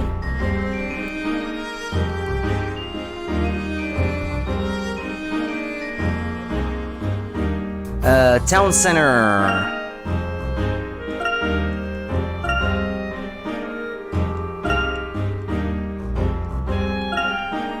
Where did they say she went?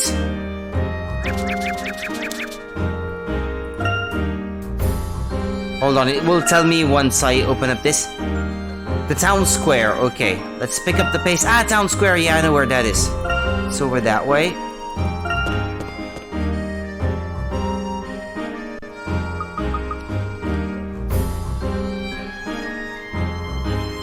Oh?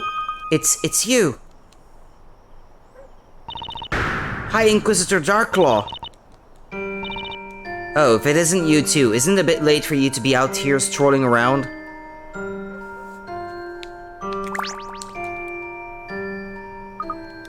So what are you doing here anyway? You seem a little different somehow. Well, well. Aren't you quite the inquisitive ones? I'm the Inquisitor here, remember? Anyway, I happen to be on duty. On duty? This late at night? As long as there are witches in this town, there will always be crimes of magic. I'm directing the Knight's inquiry into a certain incident involving this bell tower. A certain incident?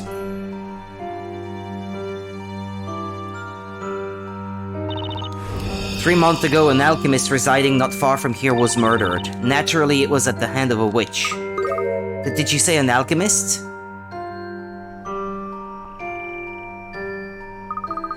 A witch murdered an alchemist using magic? That's terrible!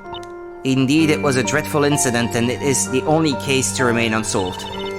The only incident to remain unsolved? That's the reason we are working on it through the night. Go home to the comfort of your beds. We wouldn't want you meeting a witch now, would we? Hey, I'm no child, you know. That's we, Luke. We happen to be searching for a cat. It's a black cat called Eve. Eve? Hey, have you seen her? I have seen no sign of any cat not around here. Maybe they meant her. I tell you, the outline of her head kinda makes me think of cat ears. With those things she's wearing. Oh, really? But she has to be somewhere nearby. Come on, Luke, let's look around a bit more. Yeah, right you are, Maya. Well, thank you, High Inquisitor Darklaw.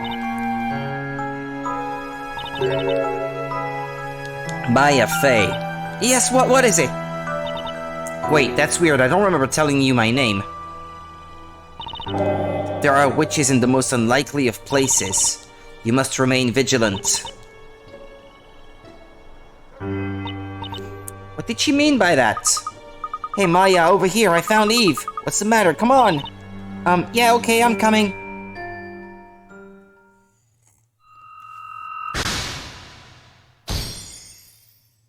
How is it solved? She is the High Inquisitor and leader of the Inquisition. Her stance on witches and witchcraft is strict, as is her attitude towards her subordinates. Working alone relentlessly at night, she appears to embrace a hate for witches, as yet I do not know why.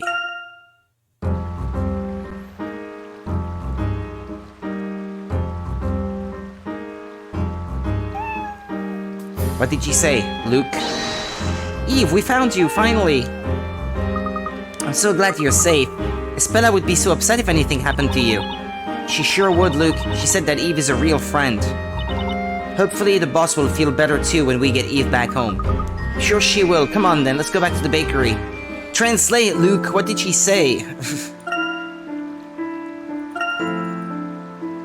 That's what I want to know.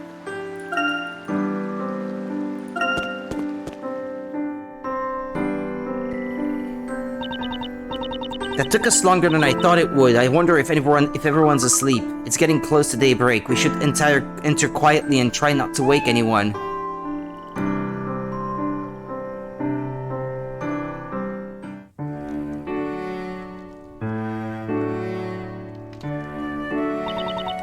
Where on earth could those two have gone? After what happened earlier, you'd think they'd know better than to go wandering out at night like this.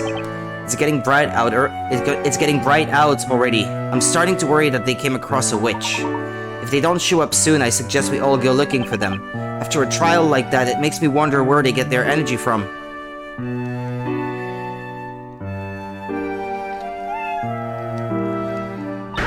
Oh, Eve, where were you? Good morning, everyone. What do you mean, good morning? Where have you two been this whole time? Sorry, we didn't expect to be gone for so long. I'd have thought you'd know better, Luke. What were you doing out there at this hour? Sorry, Professor, we went looking for Eve. Looking for Eve, you say? You mean you were both concerned that Eve was missing? Well, when Espella comes home, she'll want Eve here to meet her, won't she? After all, Eve is like a member of the family. Oh, you dears, that's very considerate of you, thank you. But I want you to promise me that you won't go wandering around late at night like that again. It's just not safe, what with all those witches out there. We promise. I'm sorry, boss. I'm sorry, too. I should say it's nearly morning already. Why don't you both go and get yourselves cleaned up? I've already prepared breakfast, so jump to it. Yes, ma'am. Come to think of it, I'm so hungry I could eat one of Mary's goats. How about you, Luke? Now that you mention it, I'm definitely ready for breakfast. You certainly both love your food. Personally, I just like a little more sleep. Right then, let's eat breakfast and make our way to the court. Right you are, Professor. I'm sure Espella must be feeling lonely. Oh, and Mr. Wright, could you perhaps take something from the bakery for her? You bet. I'm sure Espella will be glad to get some of Patty's freshly baked bread. Come on, what are you all waiting for? Breakfast is ready. Alright, we're coming. Well then, let's dig in.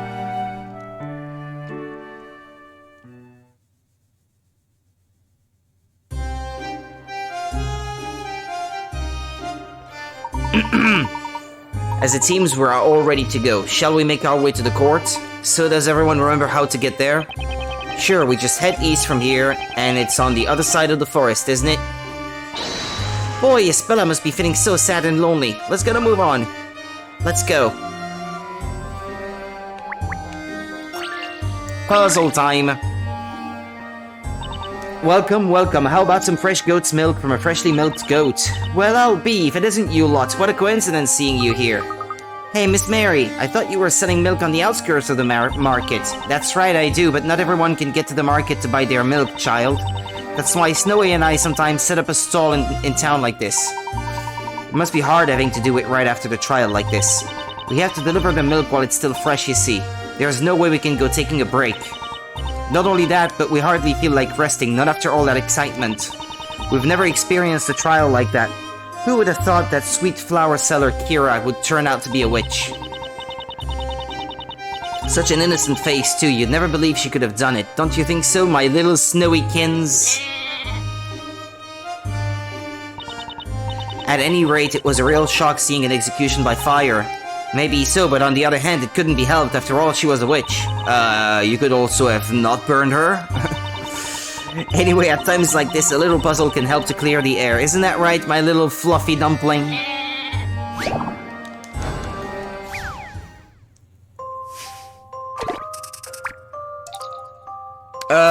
What's that? Na-ba-na-na-ba-na-na. Okay? 5 goats were put out to pasture. Each goat has its own unique color and pattern. Not only that, they each have a unique pattern to their bleating. However, these conversation-loving goats, all suddenly started talking at once, sending the conversation into complete chaos. Use the picture above to work out which goat is saying what.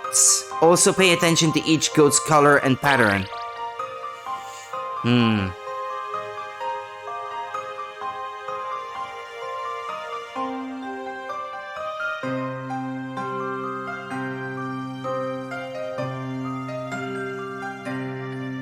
Okay, is there one that only appears in one panel? No.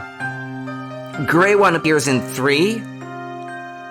Spotted one appears in 3. White one appears in 2.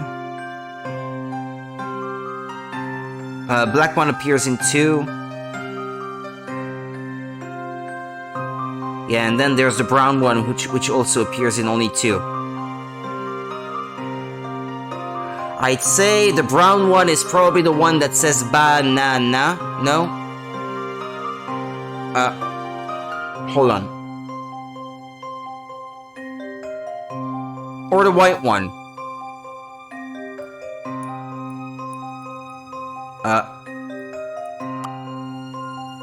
No, not like that. No, not like that, I said. Okay.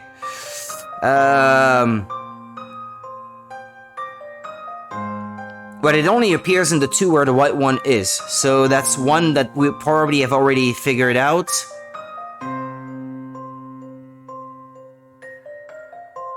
Na-ba. That might be the brown one.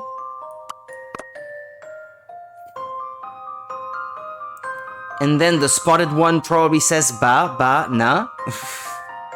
like questions.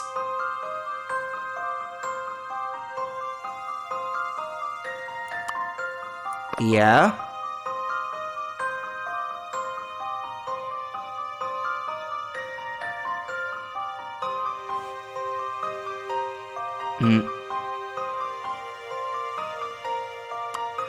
The black one and the green one.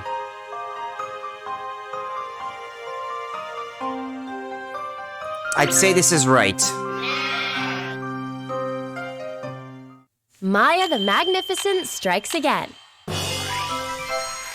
All in a day's work for Maya Fey, Ace Assistant. Well done, amazing listening skills. The goats can now understand each other and continue on with their conversations. Yay! The world is safe. What do you think? Doesn't it feel dreamy being surrounded by lovely bleating goats? I'll be seeing them in my dreams tonight for sure. I'll probably be counting goats instead of sheep. They certainly do look cute, don't they? Their cute appearance can be quite relaxing, if only you can block out their bleating.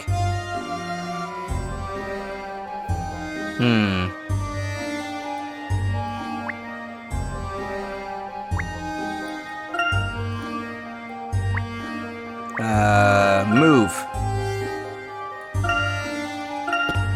Well, I know where to go, but let's perhaps check to see if we can't find any puzzles. No, wait, and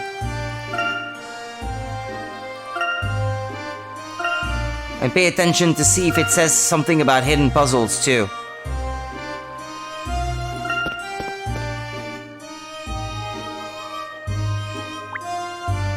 If there's gonna be a puzzle, then it's not gonna be hiding in the scenery, unless it says hidden puzzle, but it's gonna be handed out by a person. So if there's no one standing out in the scene, that probably means we have to move on.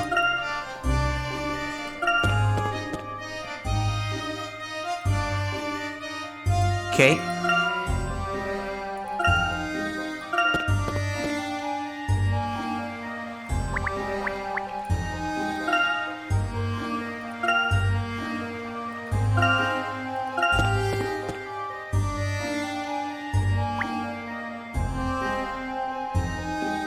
No.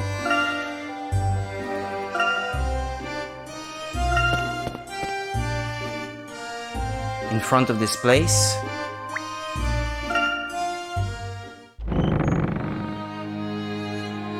Ah, she's not here. The librarian.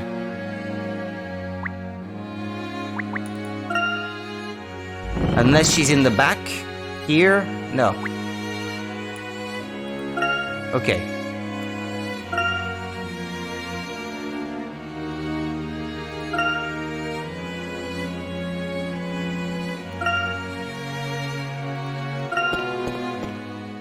Will there be someone here?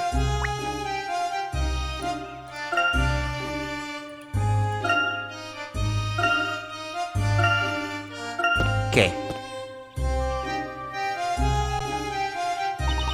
Coming back here makes me remember yesterday's trial.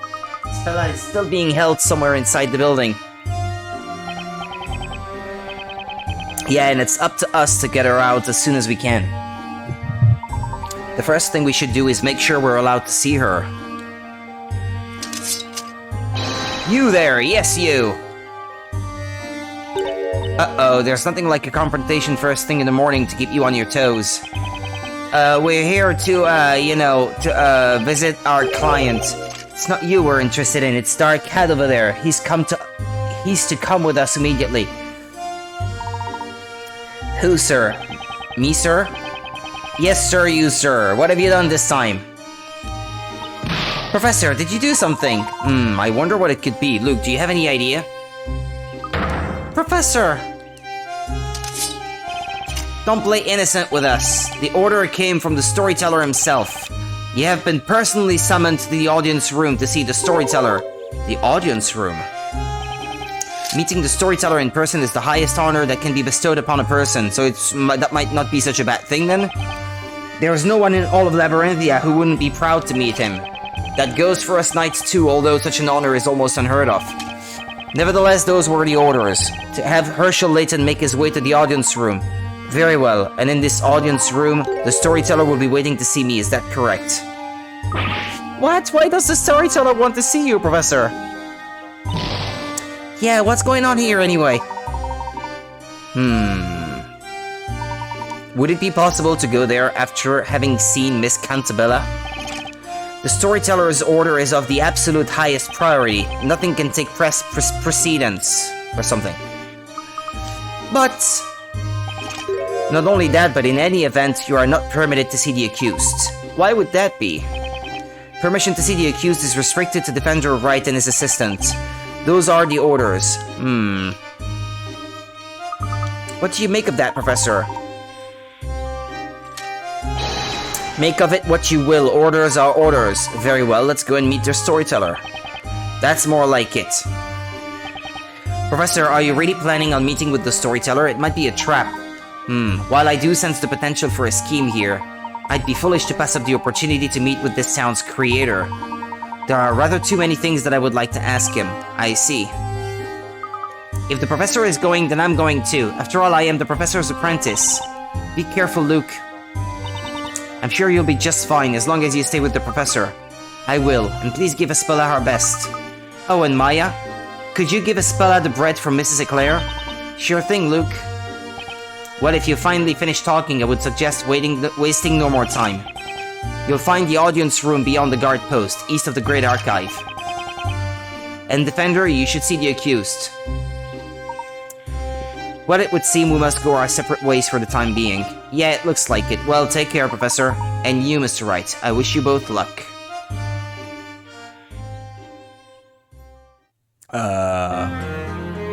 So what? Who do I follow? Ah, them? And then I guess we'll follow, the Professor after that. Well, there they go. Do you think they'll be okay? The Professor and Luke? I think they can take care of themselves. Anyway, we should hurry up and talk to Espella. Right. Even though she tries to hide it, inside she must be terrified. What if she's found guilty of being a witch? What would we do then? Last night we saw with our own eyes what they do to witches. Don't remind us.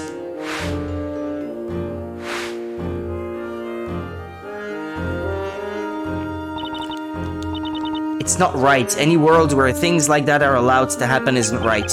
I know, Maya, but for now we have no choice. We have to clear Espella of the charges. We need to focus on that and that alone. The Great Witch Bazilla. I wonder why they suspect Espella of being her. I don't know, maybe, but if we're lucky, maybe you should be able to shed some light on it. Hey, Defender, it's time for you to see the accused. Well, this is it, Nick. It sure is. Let's go, Maya. Bethnell Dungeon? Yeah, that's not a very reassuring name, is it? Hint coin 0, okay. Okay, I need to use the restroom, so bear with me. I'll be back in a minute.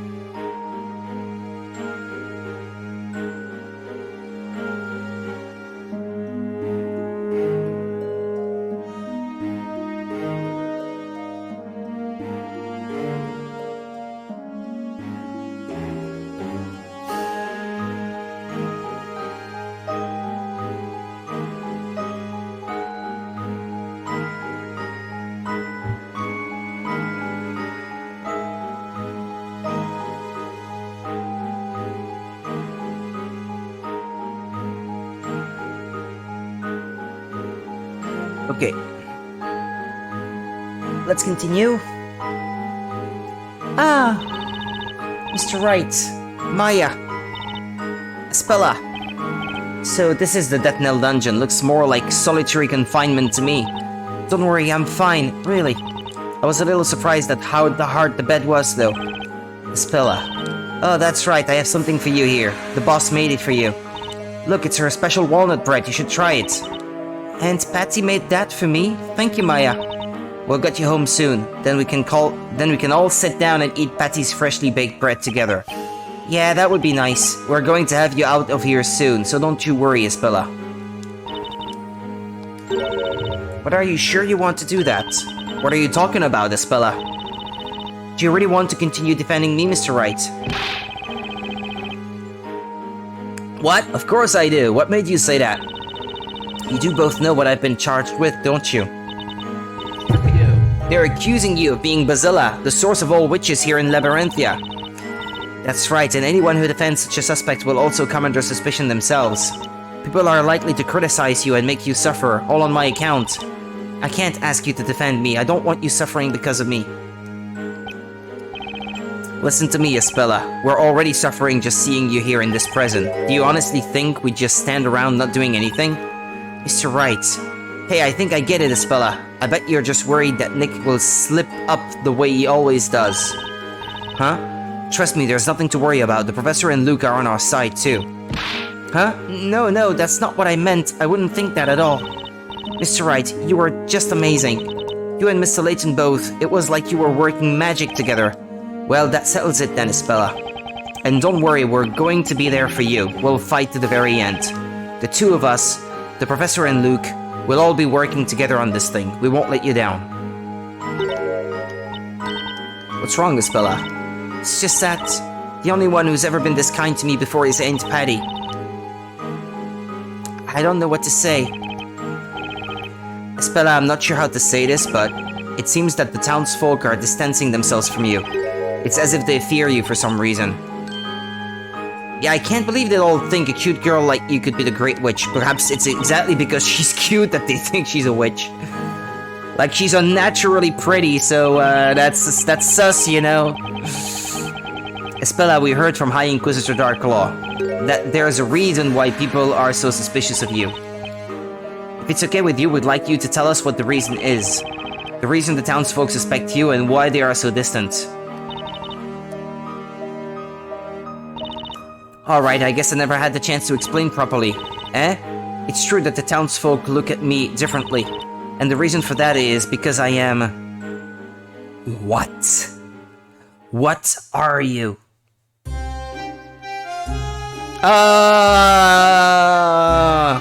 We're being robbed of the truth! Well, Professor, we've reached the library, and the place at which the storyteller is waiting for us is east of here, isn't it?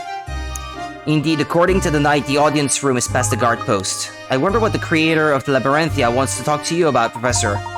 It's too soon to assume anything, Luke, but whatever it might be, I have a few things that I would like to ask him too. We should be thankful that this opportunity has come so soon, even if it is part of some scheme. Let's go, Professor, to the audience room.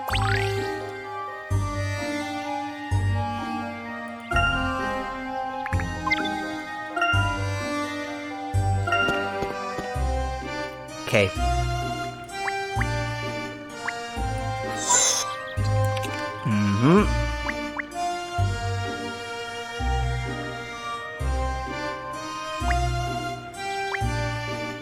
The moat. There is current, so this moat has to be connected to a river or some other waterway, okay? Oh, little fish are swimming over there. It's quite pretty for a moat. The water is very clean. I suppose there is a spring nearby.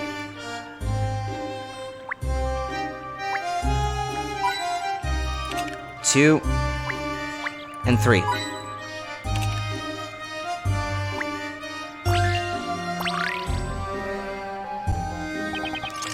Aren't you Herschel Layton the Hatter? Well, I'm not a hatter, although I certainly am Herschel Layton. I have been told that my presence is requested in the audience room.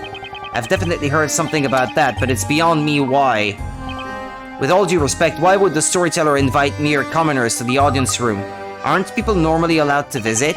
Of course not. Both the audience room and the tower in which he resides are areas of strict surveillance. One does not simply visit the storyteller. And one does not simply walk into Mordor. Okay. Did you say tower? The storyteller's tower, naturally. Don't tell me you've never heard of it. He only comes out of his tower to appear before the people in his parades. The audience room is where the storyteller comes whenever there is a parade. We, the Order of Knights, provide his protection from this guard post. We feel honored by his presence, even if he doesn't speak to us. I see. Then it would seem we are extremely privileged to have been invited here. Humph! Don't let it get to your head. Wait here while I open the gate. Come to think of it, during the parade, the storyteller that seems to be held in high esteem by all the townsfolk. Indeed, Luke, after all, he is the author of this town's story, so he is effectively like some kind of god. Like a god? No! Someone tell me this isn't happening! There seems to be some commotion over there. It's that knight, he's coming back this way and he doesn't look too happy, he can't open the gate. And it's gonna be a puzzle. This is bad, really bad, what am I going to do? What's the matter? Well, actually, Dark Cats, the gate won't open, it's broken and I can't fix it. So what happens now? I wish I knew, what am I to do? We need to do something, can't keep the storyteller waiting. If we do, there goes my career as a knight. Unless, aren't you two meant to be good at finding people?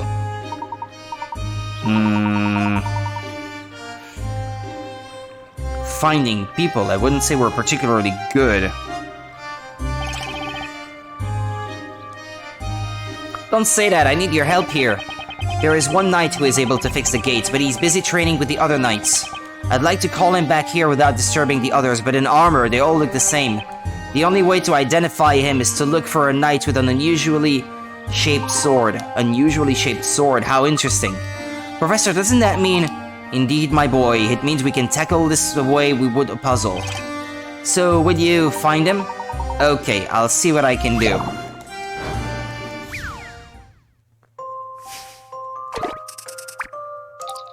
$32. Didn't we skip ahead a bit? It's lunchtime and the knights are all eager to eat their share. They've all stabbed their swords into the massive piece of meat at the same time. One of the swords is not standard knight issue and has an oddly curved blade.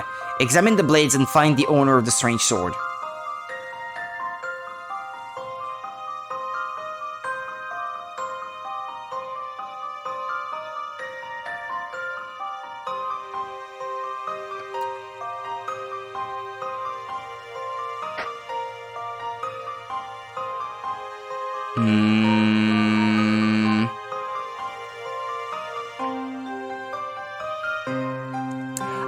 Hey, Monica, at last! You've been busy? I'm glad you're here. I'm good, thank you. What about you? How's the book selling business going?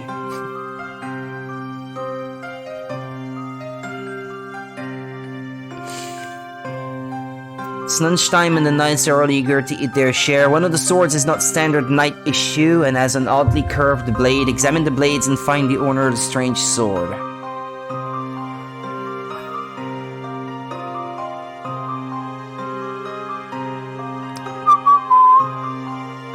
Actually pretty alright. Do you mean to say you've already managed to sell some? Even though you only set up the sales this afternoon? That would be actually surprising. But good for you, though, if you did.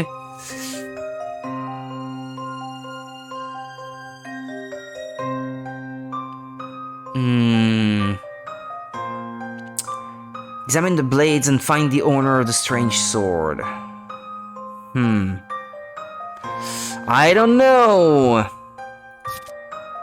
Slide the stylus along the touchscreen to move the finger icon on the upper screen. The finger icon's appearance will change when hovering over a point of interest. Touch the touch screen to circle a point of interest. After circling your answer, okay. And we have no more hints. Examine the blades, it says. Find the owner of the strange sword. Is it something to do with the color of it? Well, the point at which they pierce the meat, I would say, Well, the sword looks dark and it looks all bright at the point of exit, so I don't know. I was surprised to get a message only seconds after posting a series of books. He wanted all of them, and well, he has paid for it all now, and I just need to send it tomorrow. All of them? Okay. Oh, that's good.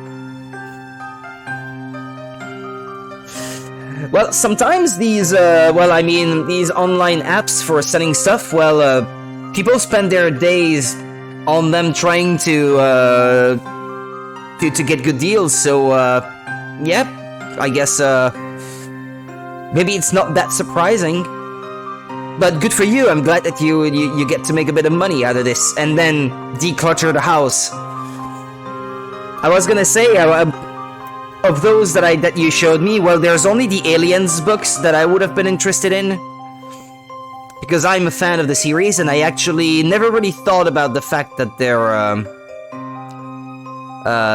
were books made about it. Although it makes sense, I suppose. Well, I say all of them. It was 6 books in the series. Ah, okay. Okay.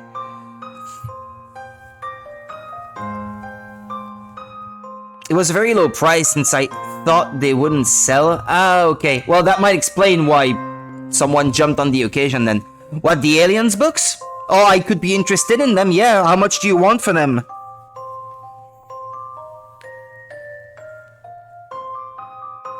I only saw like 2 though. I don't know what you have exactly.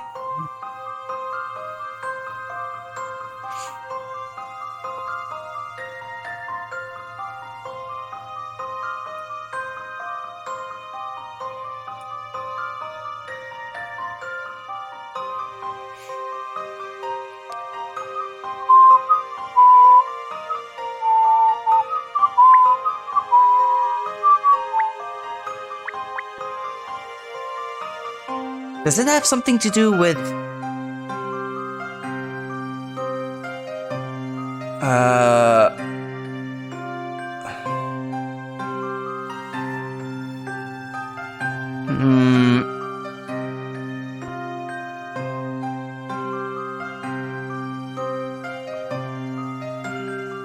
I would say some of the blades don't really line up. This one, I would say, doesn't seem to line up with the bottom. There's only those 2, but they're in English.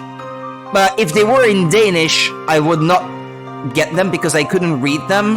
I mean, not now anyway, not without having learned the language first, so... Yeah, if they're in English, then yeah, I'm interested.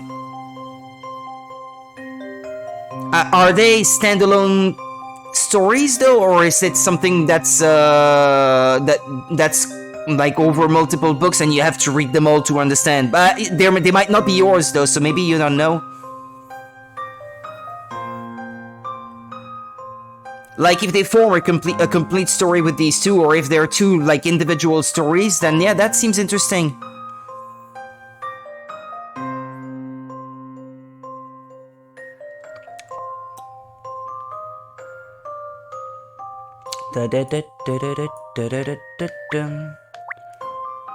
I am not sure what I'm supposed to find here. Although... I think I know. Maybe. This one stabbing the meat from the top, it exits in the middle. This one hitting the meat from the side, it exits at the top. I would say this one, perhaps. It seems like if for it to come out this side, it would have to be particularly curved.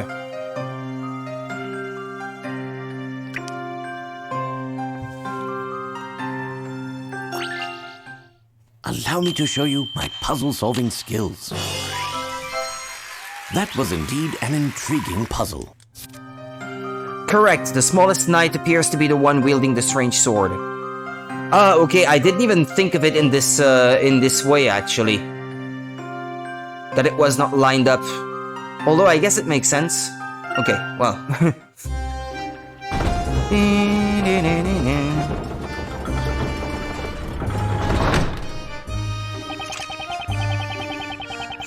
Thanks to you, Sir Hatter, I've been able to have it repaired immediately. I'm glad you were able to fix it. A puzzle like that is a piece of cake for the professor. As I suspected all along, you're certainly no ordinary gentleman. Sir Hatter, Ursula Layton shall henceforth be allowed to pass through this gate freely. Thank you, kind sir. Please make your way to the storyteller as swiftly as possible. A new destination has been added to the map, Knight's Garrison. I can see that one of them seems to be the third book in a series, the other one says nothing about being from a series, but let me just double check. Okay, but I would be interested anyway. I mean, I'm curious, but I would be getting them anyway, so, no stress.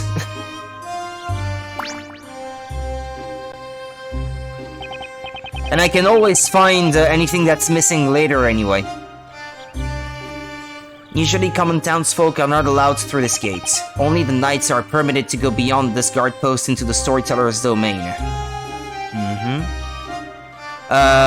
Did I find all the coins here? I can't recall.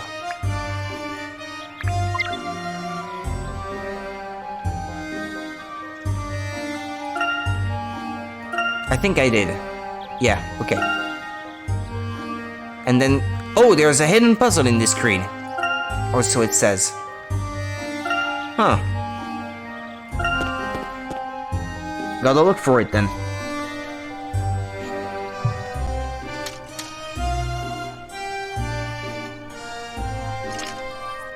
Honestly, if you just pay for the sending, then you can have them free of charge. Are you sure though? I mean, because I don't mind. I don't mind paying for what you were gonna ask for them. If it will help you. Wow, no matter where I look, there are knights everywhere. Yes, indeed, the knights have their guard posts on this side of the gate. Given the grandness of the scale, I imagine they are living here too. But I wonder exactly where around here we're supposed to meet the storyteller. That knight's set to go to the audience room wherever that is. With a name as grand as audience room, you'd think it would be easy to notice. Luke, can you see the long flight of stairs over there? I think we should go and take a look. A flight of stairs. Ah, I see it. There's also a building over there, looks rather stately. Do you think that's where the audience room is? It's as good a guess as any. Well, then I humbly accept, Monica. Thank you so much. I will, tell you, where to send and all that, through Discord, if that's okay. I mean, there's no rush either, but, and then you can also tell me, yeah, also, you can tell me also on Discord, how you want me to pay you.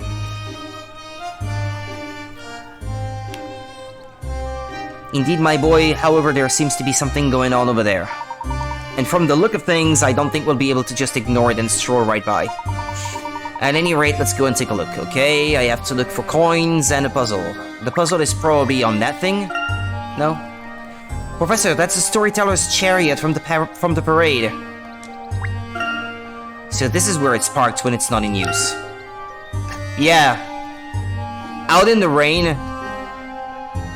That doesn't seem to make sense, but okay. We need to save Miss Espella before the next parade. Okay, there's a coin.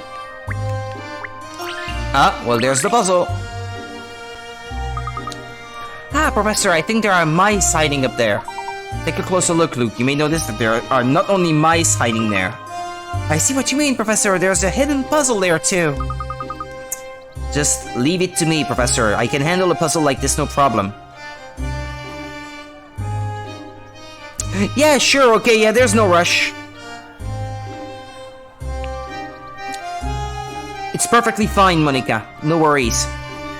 Just leave it to me, Professor. I can handle a puzzle like this, no problem. This puzzle might prove to be a little tricky. Take a deep breath and do your best. If you think it's too much for you right now, you can always select quit and come back to it later. Right you are, Professor. Okay.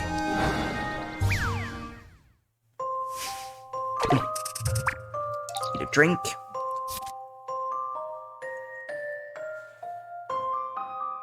Mouse mayhem. Mayhem. It seems some mice have taken up residence in the house. They are particularly fond of the delicious cheese kept there. Tilt the table left, right, up and down to send the mice sliding across the surface. Slide each of the 4 mice so they end up in the traps. Make sure they do not touch the cheese.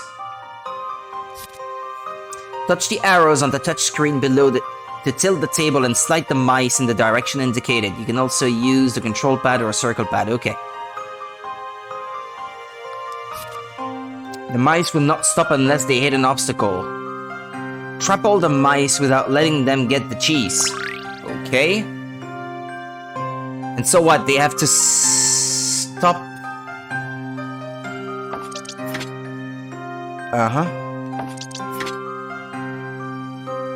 That might have been a mistake already.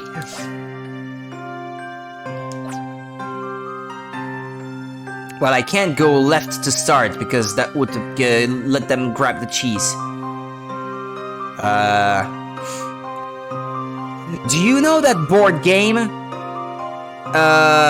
Oh, but I guess it's probably super well known actually, because I do think it exists also in America, so it's probably all over the place.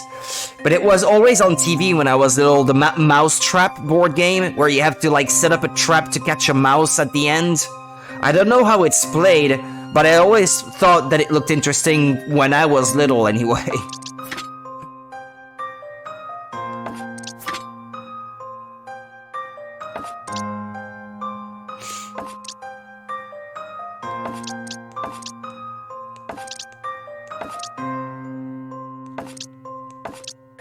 I think it's well known.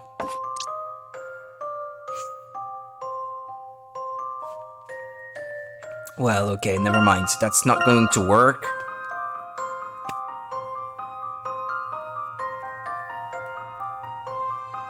I think toy commercials were something else at that time. They always managed to get me excited for all these games that I would never be able to afford as a kid. I know it, but never played it. The commercials always looked so cool. Yeah, you agree, right? They were so cool. I bet they were probably the same you saw and those that I saw back in the day, because usually they were just like international commercials that they would translate for each country or something. There was that. I'm gonna try to think of other games that always seemed cool back in the day.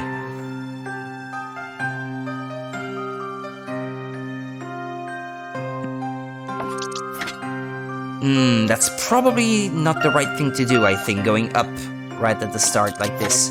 Ah, no!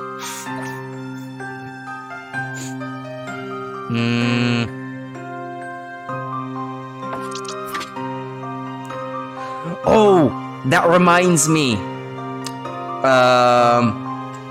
Have you ever played... It's quite old, I suppose. They had these, tabletop like board games that you had to play while watching a VHS on TV, and I guess they may have made DVD versions of these back in the day. What was the name of the one that we used to play with one of my neighbors? Atmosphere, I think? Fear being spelled F-E-A-R. I think it was this one. The very first one, I think, is the one we played, and then they made others after that. Like sequels. I think that's how. Yeah, that's it. Atmosphere. Like A-T-M-O-S-F-E-A-R. That was a cool game. Although, I guess after you had played it a few times, well, you knew what would happen, because there's no surprise, because the VHS is always the same, so... But they made more VHS after that to, like, expand, I guess, the game. Yeah, that was a cool board game too, that one.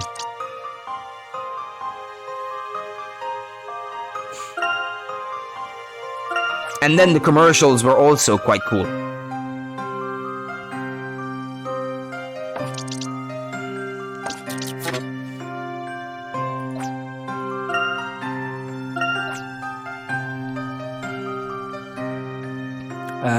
Let's see.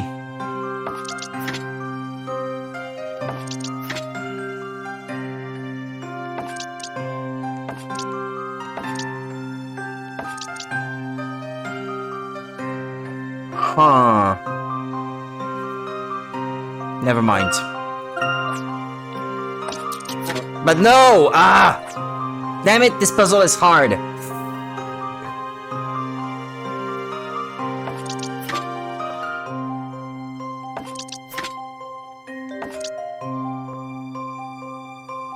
Yeah, but that mouse up there, as soon as the layout becomes like this, I have no way of getting it to get to the bottom of the screen. It seems like getting them past these two pieces of cheese right in the middle is the tough part.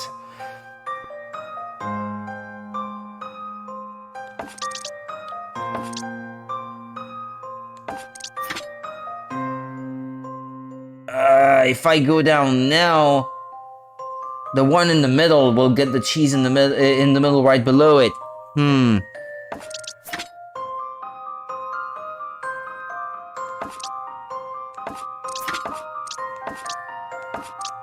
Ah, never mind. Okay, I got it. Don't worry. Took leave me this long one to enough. me. Oh, let me do the next one too. Excellent. Consider this cheesy battle over and done.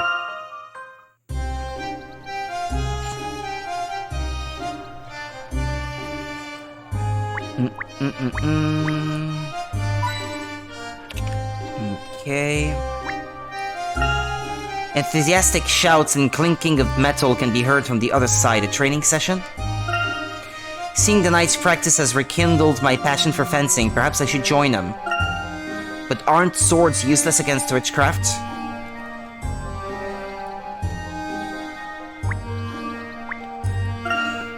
Oh, I can hear the horses in there. I'd like to chat with them.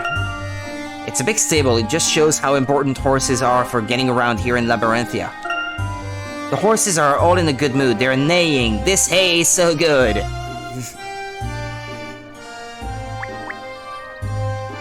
Ah, Luke, never change.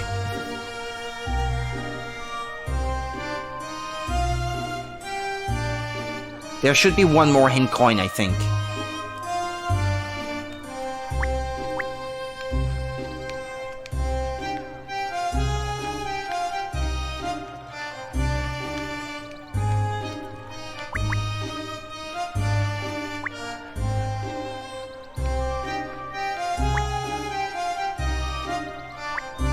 Ah, there it is. Okay.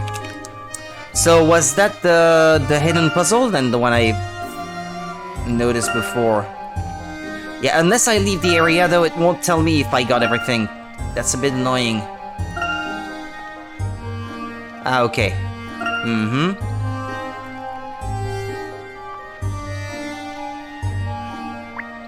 So what, should we talk to people? What is it? Ah, okay. How many times do I gotta tell you? I ain't this suspicious guy you're after.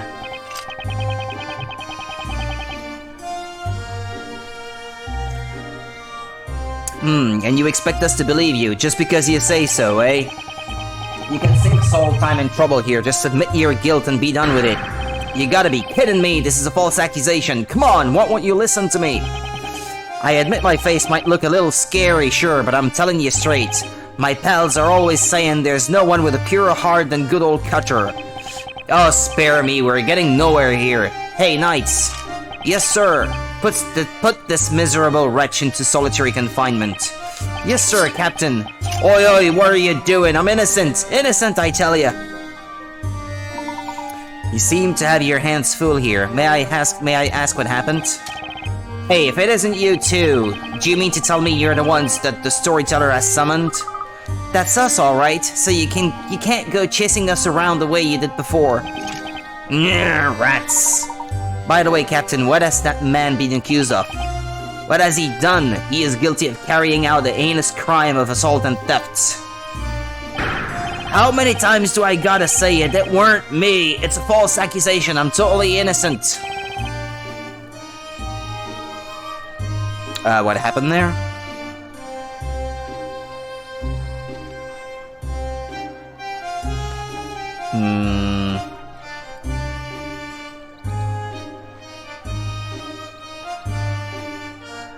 Oh. Silence. Who else could have done it? Could you tell me a little more about this? Well, I had a feeling you'd want to know. You seem to like poking your nose into other people's business. A series of thefts have been occurring in this town, and at the same time a suspicious figure has been sighted. Now I ask you, does this man not look suspicious to you? Clearly it has to be him. You got it all wrong. I heard there was a thief in the area. That's why I teamed up with them townsfolk to keep a lookout for the blighter.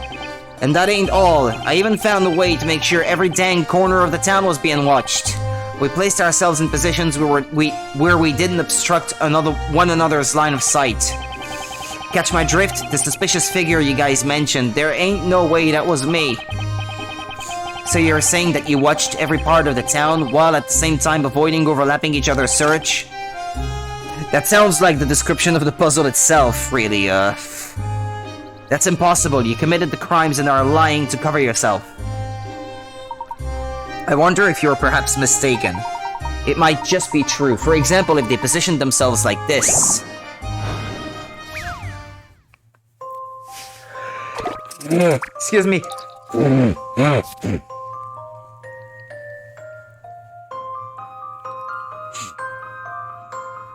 Street patrol. There are reports of a thief lurking around in the town center. The townsfolk are in charge of guard duty. There are 2 conditions to their stakeout. They have a perfect view of all the streets. Their viewing range never overlaps. With that in mind, do you think you can place the townsfolk in their correct spots? Touch and slide the character faces on the left of the touchscreen below to move them on the map, etc, etc, etc. You can move a character already on the map using the same method. The spaces will turn red if any of the character's fields of view overlaps. Fill in all of the spaces while making sure to avoid overlapping.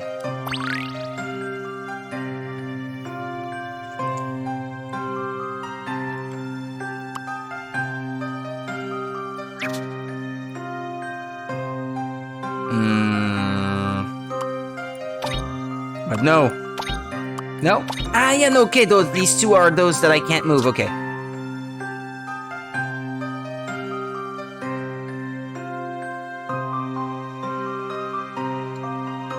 Okay.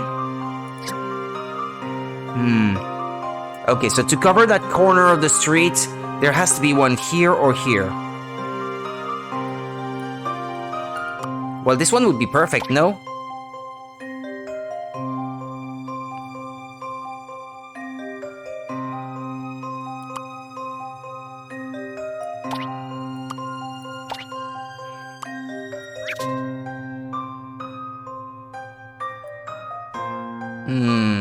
Ah, but no, wait. Wait.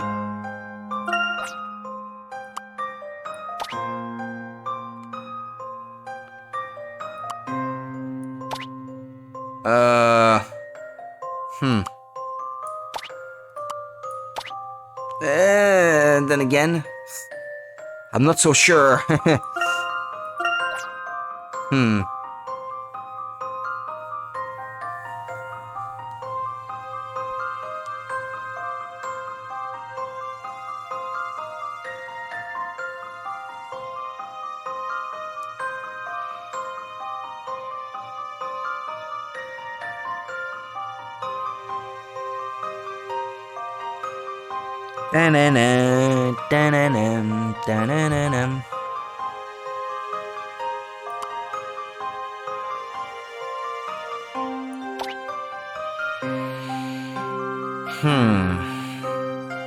That was my first idea, but I'm not sure. Because then I don't know how I would get someone to watch this section.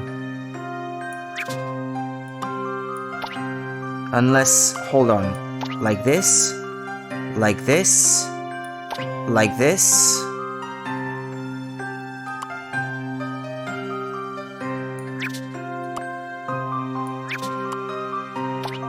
No, like this, that's not possible.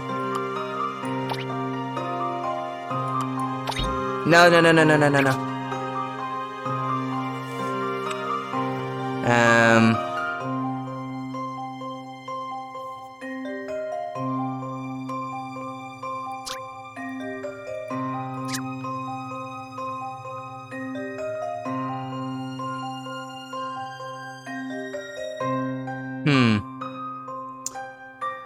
This looks correct, at least. What I've made up to this point, I think is correct. It just fits too well to not be the right solution, I would say.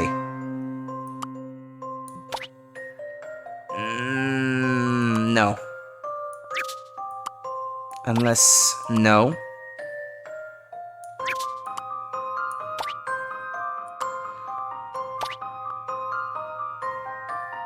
Well...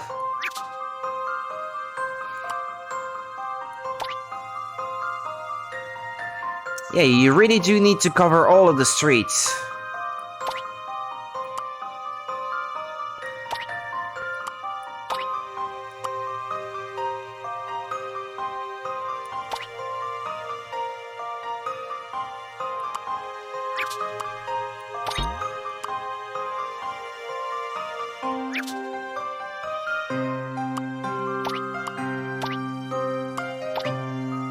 I wonder if... well, no. I was thinking of perhaps calculating the total area that each can cover and see if it fits with the amount of squares that you have to fill up, but I don't think that's gonna help because there's bound to be some waste. For covering the edges of the map, I don't think I would have enough with those that are right there. I mean, I don't think the numbers would match. I highly doubt it.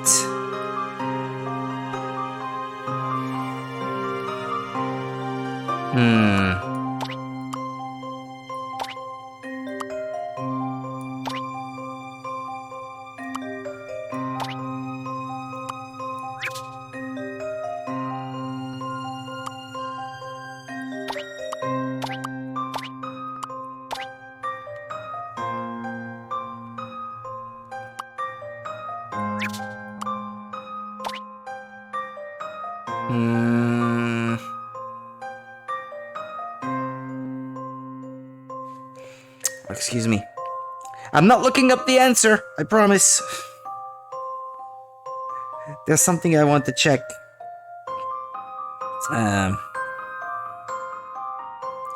That's also the problem with solving these puzzles. It's if something comes to mind and I get distracted from the puzzle, it's kind of hard to think after that.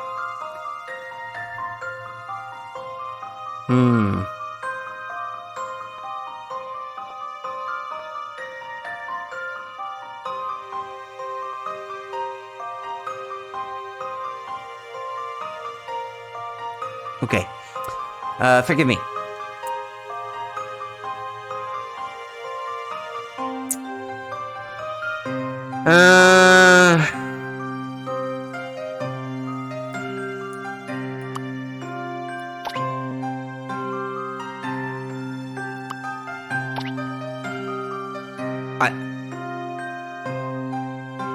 I think I just got closer to the solution.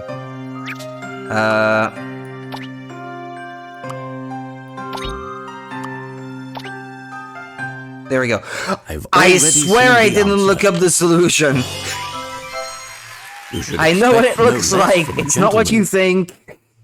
I just looked down on my phone and suddenly I had the solution. Actually, it might just be one of those cases, stopping to think about it for a few seconds and then coming back to it with a fresh mind is what triggered the solution to pop up in my mind. Something like that, I guess. But I promise I wasn't cheating. I would never have guessed such a solution could exist. So, do you believe me now? I was telling the truth. The real culprit must still be on the loose, going all around stealing stuff in broad daylight. Man, it looks like we have no choice. Let him go. We'd better head back to the crime scene and go over it again with a fine-toothed comb. Yes, Captain. Well, I'm glad we were able to sort out the misunderstanding. I don't know who you two are, but you're a bit too sharp to be some regular townsfolk. Not at all, we're nothing so special, just a couple of regular English gentlemen. English, eh? So what is that, your title? Well, whatever it may be, it's not normal to be summoned directly by the storyteller himself. It would appear you are indeed something special. English! Let's just put it that way. The storyteller is in the audience room. I wouldn't keep him waiting if I were you. As for the audience room, it's in the building at the top of those stairs. That building up there, just as we thought. Thank you. Just mind your manners when in the presence of the storyteller, you hear me? If I hear any sign of trouble, you'll regret it. We'll be on our best behavior, so please keep your hand off your sword, you're scaring me. It just goes to show how highly the knights regard the storyteller. Now let's move on, Luke. Right, let's go, Professor. A new destination has been added to the map. Audience room entrance.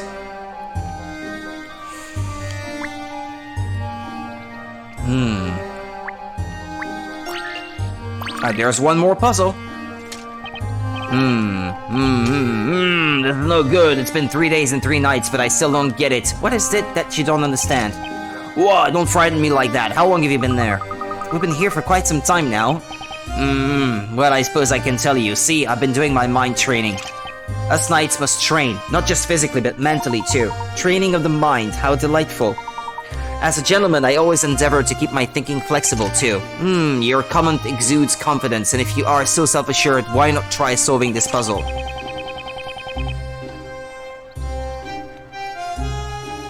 Excuse me. While I check something.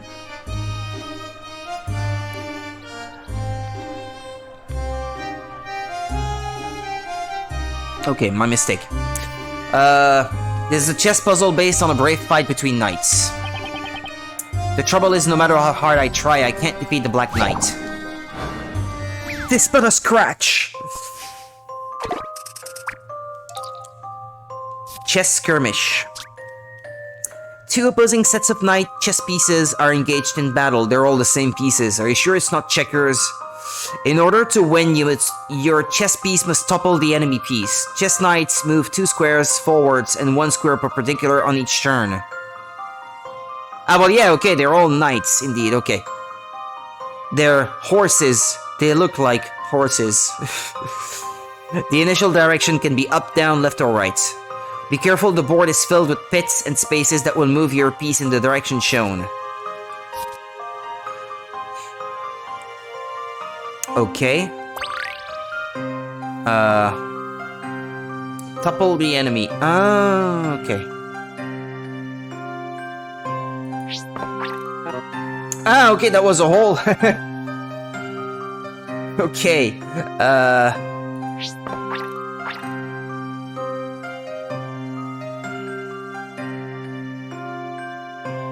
Okay, that was probably pointless. Ah, I can undo.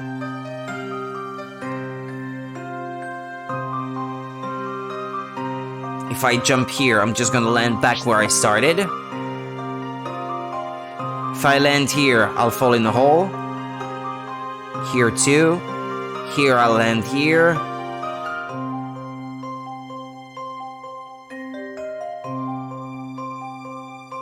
And this will just lead me back to my starting position, so that's quite pointless.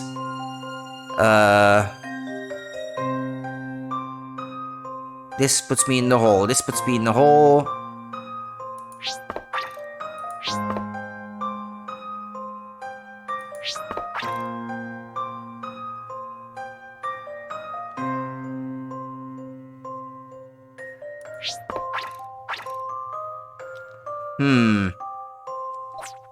Okay, no, that was stupid. I like this. Okay. Let's see if I've Found proven it. myself. Come what may, puzzles are there to be solved. Is it just me, or is Layton's voice a little bit different here? Wow, you beat the Black Knight, if I can just remember how you did that. Alright, now if I can beat him, he can keep guard of this area next week instead of me. Keep guard instead of you? No, it's purely for mind training, believe me. Sound a little fishy to me.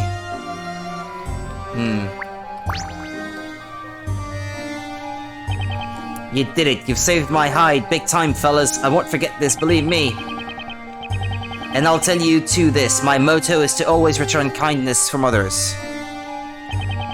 So if you two ever find yourselves in trouble, just give me a shout and I'll be right there. Sweet. Okay, move.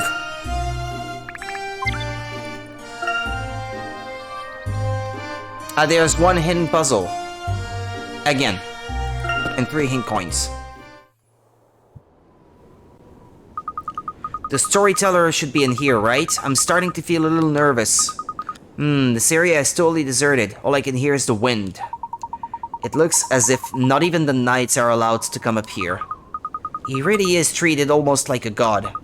I wonder what someone like that wants to talk to us about.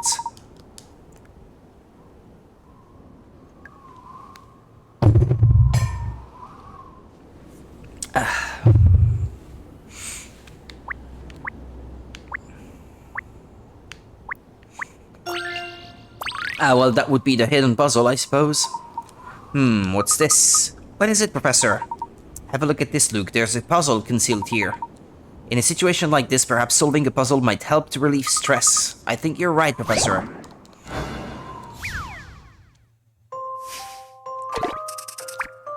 Puzzle 37, rotating room. It's another one of these. Okay, well, I already know, how that works.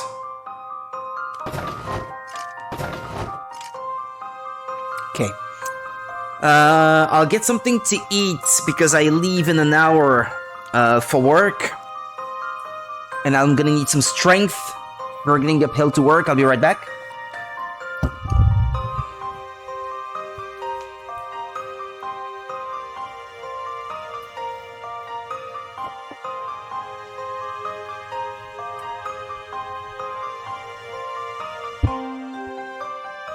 Okay.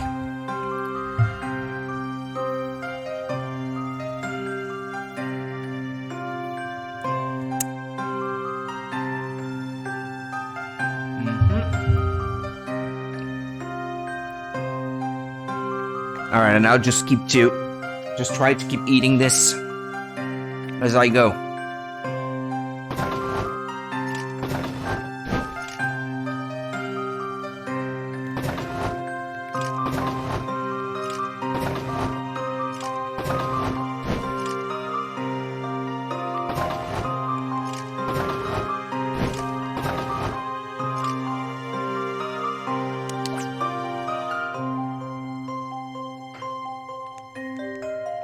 Yeah, okay, I can only rotate.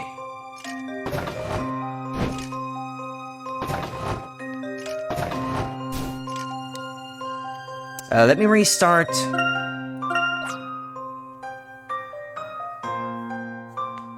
This one here may not be so easy to get, I suppose. Hold on.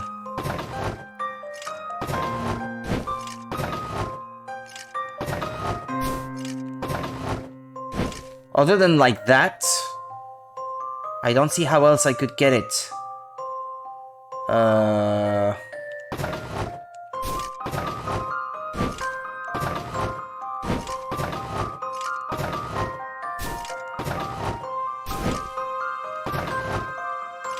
Well, that was pointless.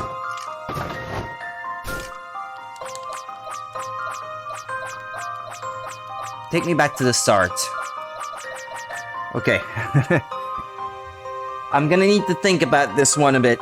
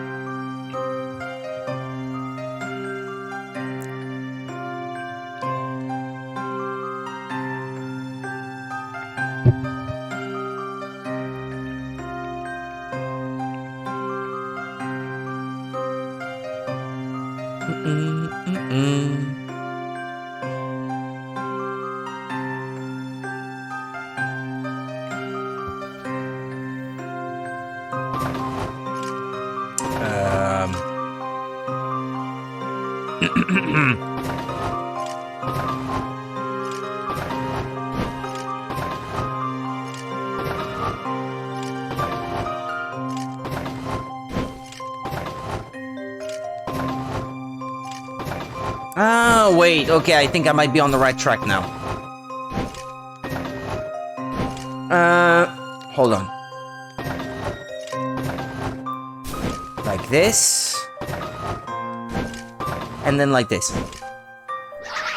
Why is it that when I take a break just to take a bite of my banana, and then I go back to it, should boom, expect the no solution best for a just gentleman. appears in my mind or something.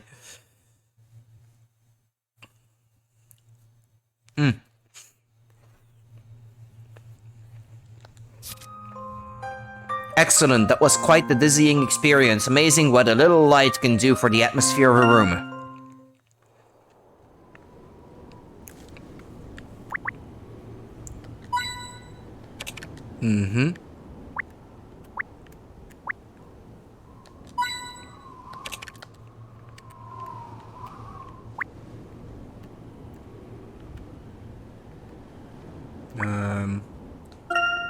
It doesn't seem to be a trap.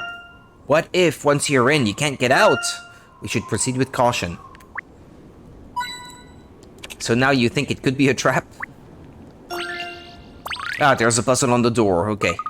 Huh? Professor, the door won't open. Hello? Is anybody there?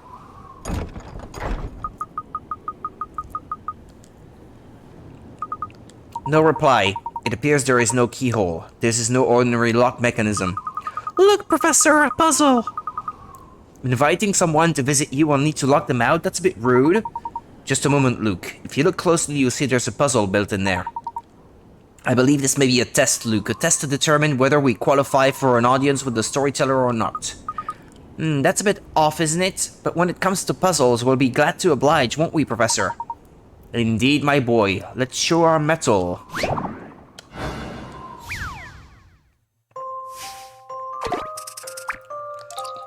Puzzle 36. Decipher the door. Here is a panel of numbers. The numbers range between 1 and 6.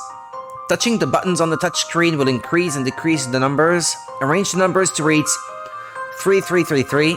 Do you think you can do it in only 4 turns? What, do I have to do it in 4 turns? Or is it just like a nice thing if you can do it in 4 turns?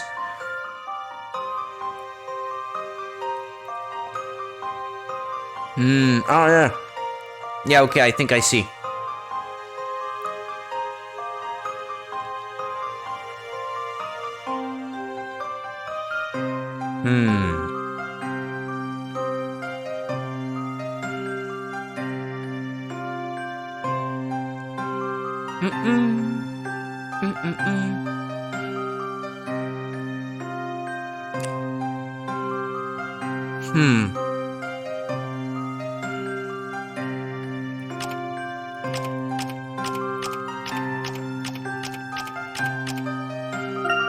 Okay.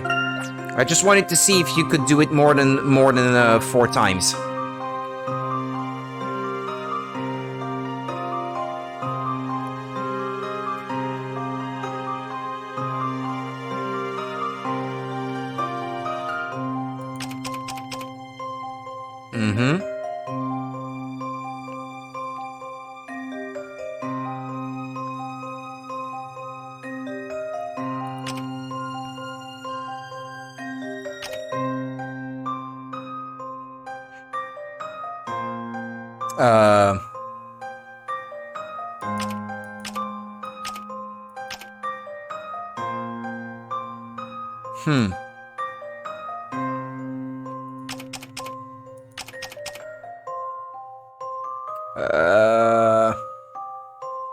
Well, okay, forget about trying to do it in 4 moves. I'm probably not gonna do it.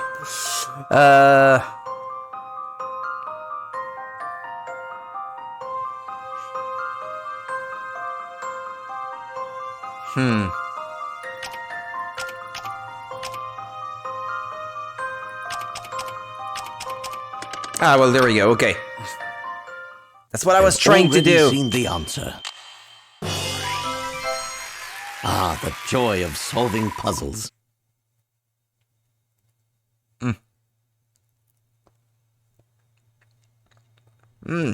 Banana peel is not good to eat. Okay. Excuse me. It's not very dignified speaking with your mouth full, but... Okay.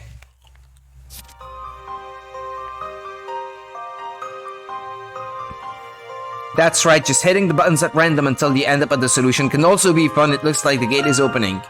So it's not much of a test then, We did it, Professor! if a monkey That can should solve open it. the door. It would seem that we have proven ourselves worthy. If a monkey would be worthy. That's not saying much. Labyrinthia's creator is waiting for us inside. The creator of this town. I wonder what he intends to say. Are you all right, Luke? I imagine you must be a little nervous. Who, me? Well, to be honest, I suppose I am. Just a little. But don't worry, Professor. I can do this. Let's go. Let's meet the storyteller. Very well. Muster your courage. We're going in. As many a man has said. Right you are, Professor.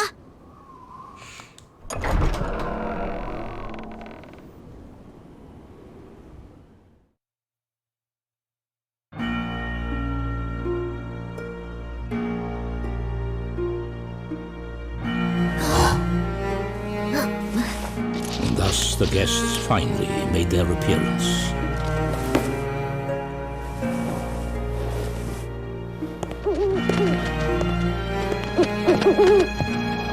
A little bit dramatic, the mask thing, don't you think? I bid you welcome to Labyrinthia, the town governed by stories.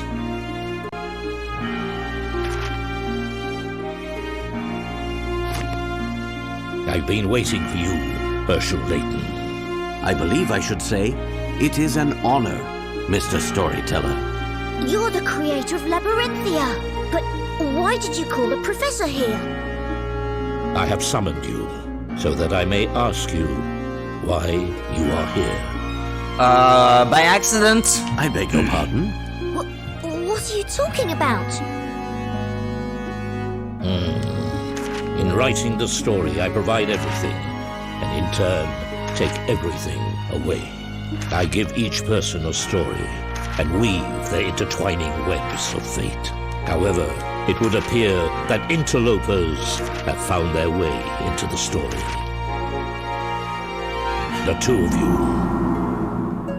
What about Phoenix and Maya? You mean to say that my presence here was not written in your story? Precisely. And so I must ask you, exactly how did you find your way into this world? We were sucked into your book. In truth, we found ourselves here somewhat inadvertently. We were brought here by a book called the Historia Labyrinthia. I am led to believe it was you who wrote that book. Surely you cannot deny it. It would appear I have found it. The source of the corruption within my story. That doesn't sound good. Corruption? In other words, you consider our presence to be a hindrance to your story. Is that correct? Not only you. There was another man who tried to change the course Carmine. of my story. Ah, You mean Carmina Accidenti? Carmine. So, there is a connection between him and the two of you after all. Oops. Your presence here is, shall Luke! I say, a slight inconvenience. The story of Labyrinthia is about to take a turn towards its grand finale. grand finale? Indeed, a conclusion that requires a climax of epic proportions. The identity of the great witch Bezella is made public. She is tried in the court and finally destroyed. At last, peace will be restored to the town. The final scenario is close at hand. The identity of the Great Witch? Do you mean...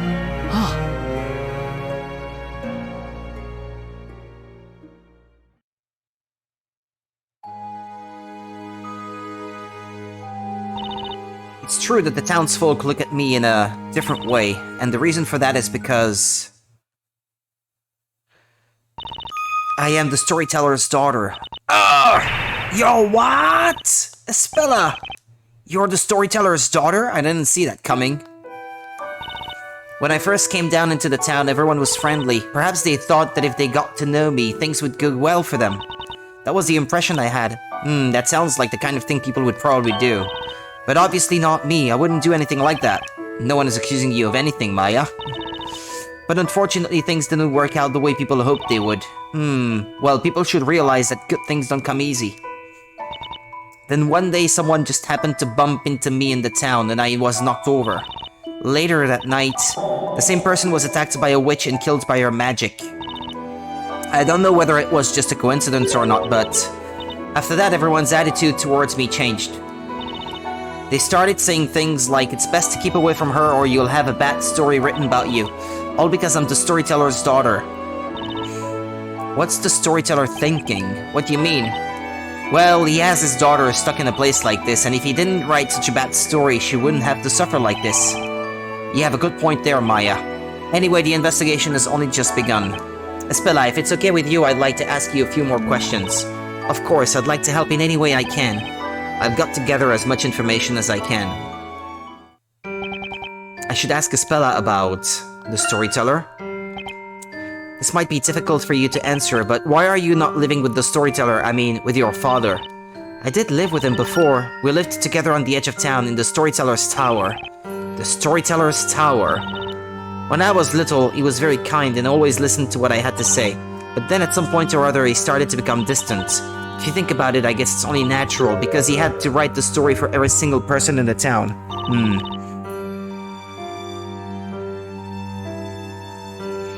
Espela. As he became busier and busier, I was left alone in the tower, and that's the reason I decided to leave home with Eve and live in the town. He stayed with Aunt Patty and helped out at the bakery. Oh, she said, okay. Now you two are at the shop too, but my dad...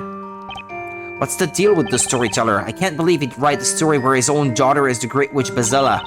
Maybe the professor will be able to find out the storyteller's true motives. Maybe he didn't plan on this. It happened because the story is escaping his control. Because we're here. I should ask Espela about Patty Eclair. And what about Patty? Does she know anything about your past? Have you ever told her that you're the storyteller's daughter? Yes, she knows. When the other people in town started avoiding me, Aunt Patty was the only one who stood by me that whole time. Yeah, Patty is always looking out for you. There is so much I have to thank her for. It's been 5 years since I left my dad and started living with Aunt Patty. She's always been so kind. She's been like a mother to me. Now that you mention it, what about your real mother, Espela? Actually, I can't remember anything about her. According to my dad, she died in an accident when I was still young.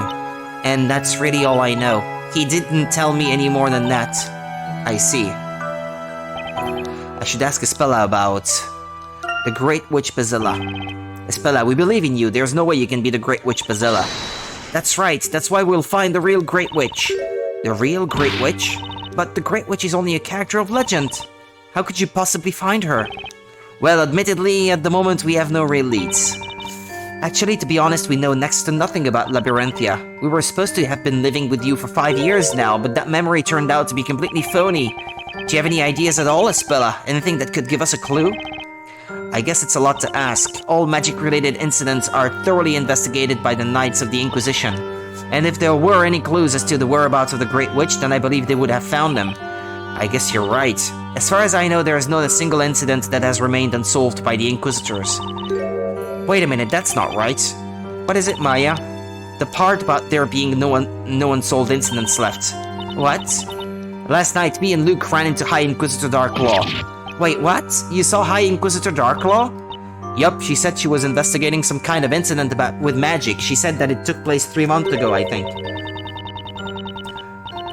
Are you willing to bet that she's her mother? I don't know. Apparently, it's the only incident that has remained unsolved. An unsolved incident. Oh, now that you mention it, I remember hearing rumors about such a case. The only magic incident in Labyrinthia to remain unsolved, huh? Did Carmine have anything to do with it? I mean, it would be unsolved if the storyteller doesn't know all the details of how it happened, because it was not the result of his writing. That's what I'm thinking. The only magic incident in Labyrinthia to remain unsolved, huh? Espela, about that incident, could you tell us about it in more detail?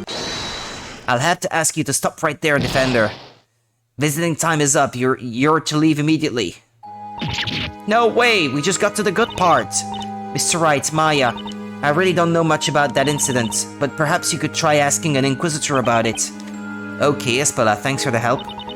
Alright, we'll see you again real soon. Keep your spirits up, Espela. Thank you, take care, both of you.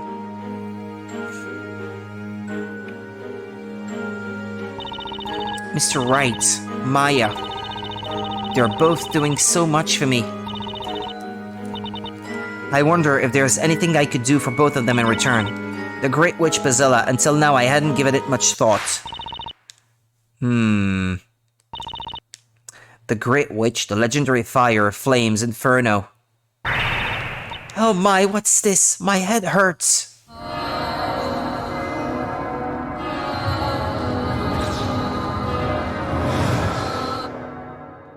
No!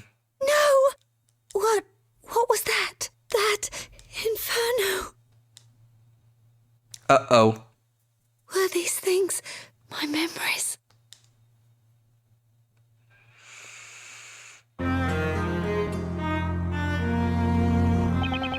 This town's one and only unsolved incident of magic. I'm sure she said something about an alchemist who lost their life to a witch. An alchemist was attacked? That sounds like a serious case. You got that from High Inquisitor Darklaw, right? That's right, when I was searching for Eve last night. I meant to tell you about it, but it totally slipped my mind. The only unsolved incident, huh? That's suspicious, alright. This might just be the lead that will take us to the Great Witch. Okay, let's get to investigating. We can do this thing. Yes, so, I guess first we should check out the Inquisitor's Hall, right? We might just learn something there. Sure, let's get going. On the other hand, we may just learn how unwelcome we are there. Hey, come on, Nick, enough with that wishy-washy attitude. Wishy-washy, eh? I didn't even say anything.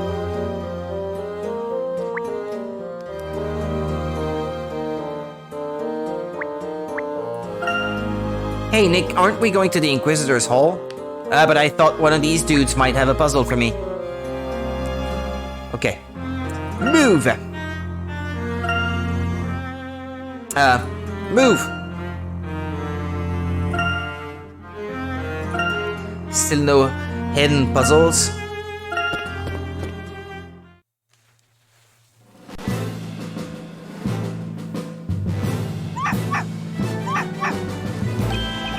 Wait a minute, that aggressive bark. Please tell me that isn't... Constantine.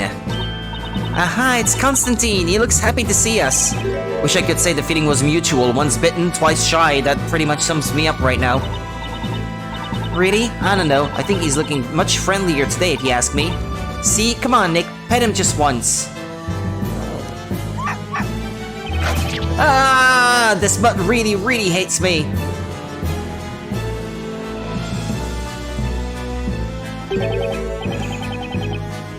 The doggy? You know him? Monica. It's the doggy, you said. Well, well, if it isn't Sir Blue Knight. Exactly what are you doing over there on all fours? On all fours. Oh, Inquisitor Barnum. Barnum. Glad to see you again. Actually, there's something we'd like to ask you about. Come on, Nick, stand up already. So something I wanted to say yesterday, but thought should wait until after you'd seen the dog. Ah, okay. Oh yeah, you mentioned that actually. I remember, yeah. Come on, Nick, stand up already. Oh, I'd like to meet that mutt's owner, face to face. How foolish. Why? Foolish why?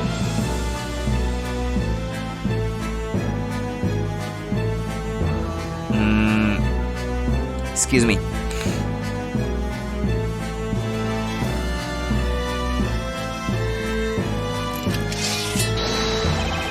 Constantine happens to be mine, and a true knight's companion he is. He didn't waste time sinking his teeth into the likes of you, but he did though. I had a hunch, so Constantine really is your dog, huh? Gotta admire the nerve of this guy. He just sits back and lets his dog bite people, or I mean me. Apparently Barnum's sword has dents. People speculate that it's cause Constantine chews on it. Oh, really? I didn't notice the dents. Never mind that. What is it that you want to talk about? Just make it quick, Sir Blue Knight. So, you Inquisitors are the ones who investigate incidents of magic in this town, aren't you? Well, he will probably show it again anyway. Yes, of course. If you don't mind, we'd like to ask you about that unsolved incident with magic. There's one thing you must never forget. The Knights of the Inquisition excel at their work. No TV, no TV. Later. I know you've been on all day, but please hang in there. All incidents of magic perpetrated by the witches are dealt with by the Inquisitors, without exception. Spoken with that usual calm and collected air of confidence. That's interesting. You see, we heard different. Apparently there's one particular incident that still remained unsolved. Something about an alchemist being murdered. Ring any bells? What? Who did you get that information from? The High Inquisitor. High Inquisitor Darklaw. Well, why the blazes didn't you say so? You could have saved us some time. How is it my fault? The High Inquisitor has put me on the spot by leaking such information to the likes of you. Well, I suppose that leaves nothing for it. I shall tell you the whole story since I do not believe in doing things by halves. Please go ahead, we're all ears. I wonder what's the story with the name of the dog, though. It's quite the unusual name for the dog, for a dog, Constantine. I hear Constantine, and the only thing I can think of is that movie with Keanu Reeves in the main role. That's the first thing that pops to mind. It was 3 months ago that an alchemist living near the town square was murdered. Sorry, Inquisitor Barnum, but I'm kinda lost already. Is there a difference between alchemy and magic? One is legal and the other is not. That's the thing. When it comes to something that difficult, it will do no good asking me. Huh? Excuse me. It seems that while the townspeople respected him, they also treated him with caution. They respected him. He used his skills to make medical concoctions and acted much like a physician. The efficacy of his cures was almost like magic. He was famous within his neighborhood. In fact, he was sometimes referred to as Dr. Belduke by the townspeople. At any rate, it's safe to say that Sir Belduke was no witch. How can you say for sure? That's simple, Sir Belduke was a man. Well, can't really argue with that. Oh, okay, so they do make that distinction then. His Japanese name was derived from Chuken, meaning faithful dog. Okay, thank you. Chuken. It was probably a play on words too, I would imagine. Well, can't really argue with that. Sir Belduke came to a mysterious end 3 months ago. A mysterious end? There were two things about this death that cannot be explained rationally. One of Constantine's barks sounds exactly the same as Missiles, a Pomeranian appearing in Ghost Trick Phantom Detective. Both Ghost Trick and Professor Layton vs. Phoenix Wright Ace Attorney were written by Shu Takumi. But yeah, Shu Takumi I think is the one who wrote all of the Ace Attorney series though, right? Isn't that the case? Ah, okay. Not the sword, by the way, I remembered wrong. There is a bite mark on Barnum's right gauntlet, most likely caused by Constantine. Ah, okay, well, I'll try to pay attention then. Yeah, Shu Takumi, I think, isn't he the creator of the Phoenix Wright series? I've seen his name in the credits for other Phoenix Wright games before, anyway. I feel almost sure. And then Ghost Trick being a game by the same creator as Phoenix Wright, that's something that I had heard before too.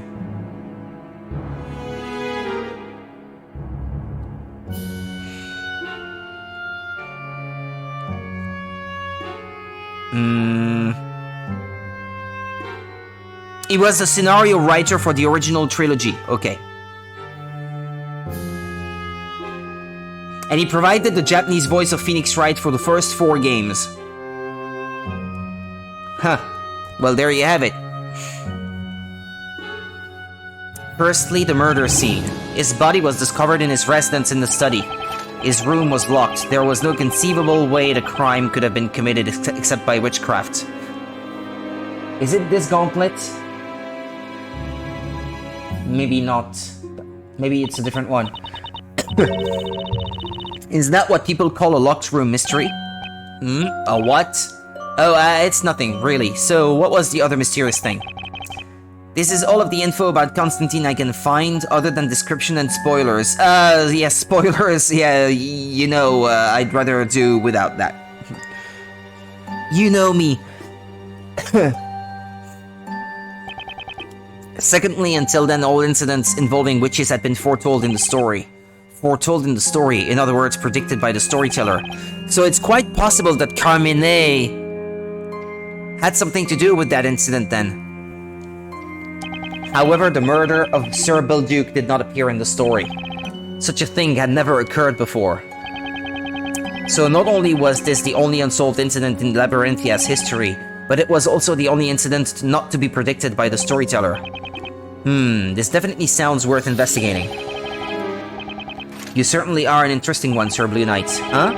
You really think you can solve this incident alone, when the Knights of the Inquisition have been working on it for 3 months? I have to sneeze. Good lord. Excuse me.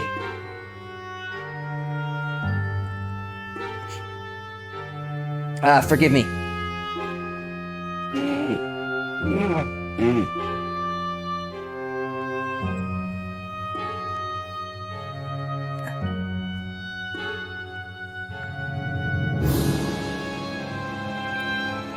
I must say, that is some confidence.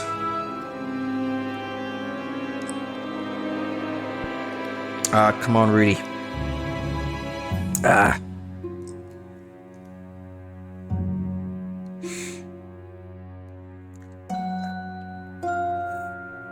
Thank you, Monica.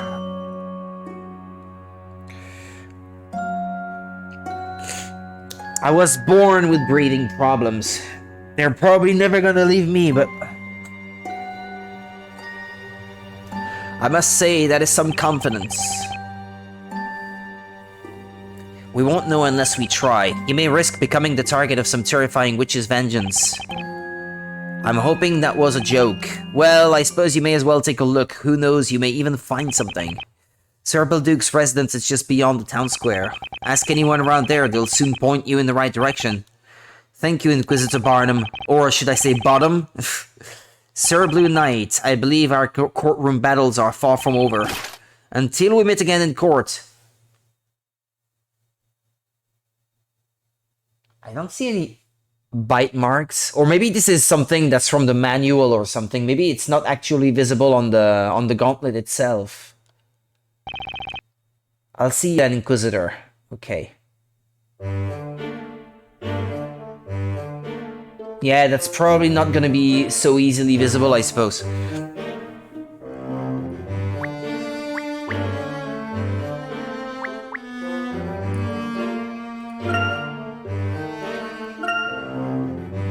Oh, a picture of smiling Barnum with his doggy. They look cute together. Yeah, I like it.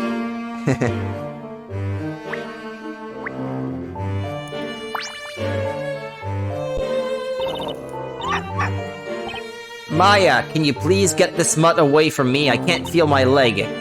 Oh, so soon? I was hoping he'd use you as a blue chew toy just one more time.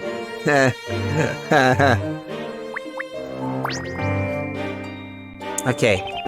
Sir Belduc's residence has already been scoured by the Knights of the Inquisition. I believe you will only be wasting your time if you go there now.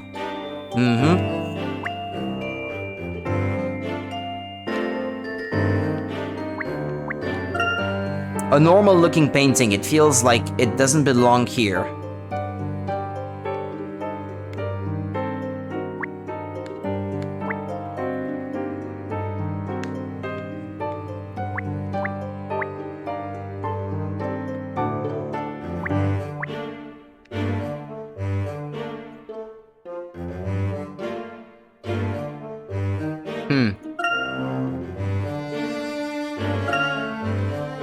What did it say there?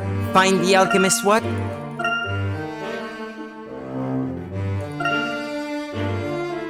Let's find the alchemist's residence. According to Inquisitor Barnum, it should be near the town square. Okay. Ah, but I think I know which one it is. I think I saw it on the map before.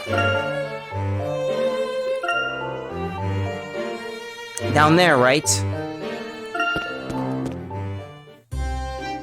Bottom left corner of the map. Well, we've reached the square, but I wonder where the alchemist's residence is. Hey, Nick, look over there. There's a street leading away from the square. Uh-huh. Hey, you're right. Let's go take a look. Mm-hmm. Puzzle time? Yeah. Hey, I thought you two were working at the bakery. Are you goofing off? Well, not exactly. Actually, we thought we'd give up baking and try our hands at something else. Is that so? Sounds like a good idea. Your bread did taste a little unusual, anyway. What? You mean our bread wasn't delicious? That's strange. I mean, we used so much butter and kneaded that dough so hard. That's probably the problem. Just my opinion, mind. I prefer my bread a little more fluffy and light. Oh, really? So, just how fluffy and light are we talking here? Well, maybe about as fluffy and light as in this puzzle. Mm-hmm. What time is it? Okay. Yeah, in about 10 minutes I will have to go and prepare to leave for work. In 10 minutes though, let's enjoy this moment, I guess. While we can. Puzzle number 20. It seems to jump around a little bit with the numbers of the puzzles. Navigate Maya through the clouds and help her find Phoenix. Ah, yeah, I already played a puzzle like this one before, actually.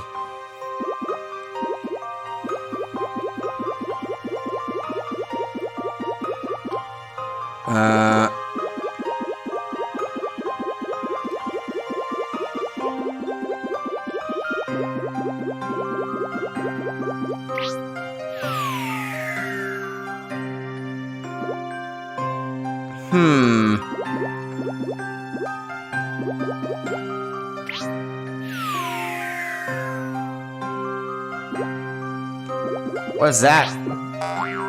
Ah, it's to get back up, okay. My mistake.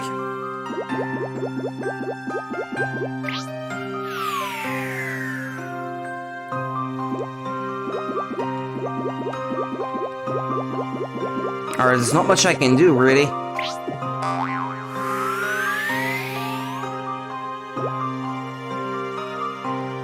Okay, this could prove difficult, I think.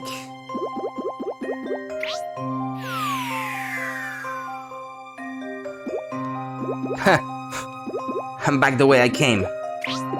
Was there another way? No, not really.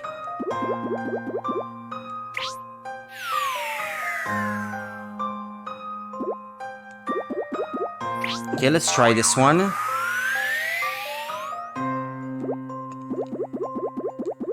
Oh, but that's annoying.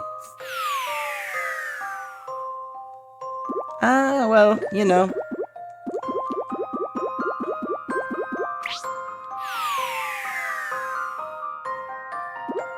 Maybe I'm onto something. Ah, there's the goal. Okay.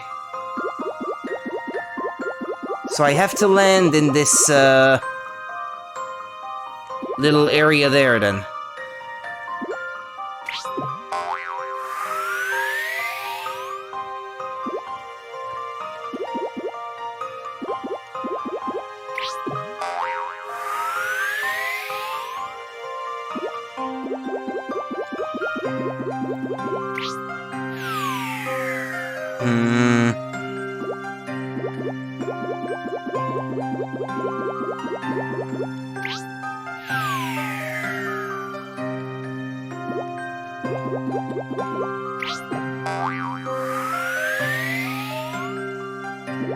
Ah, but come on.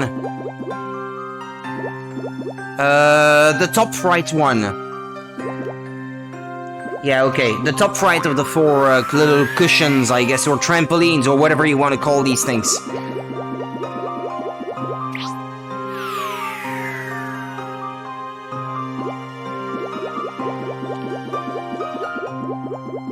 Uh-huh.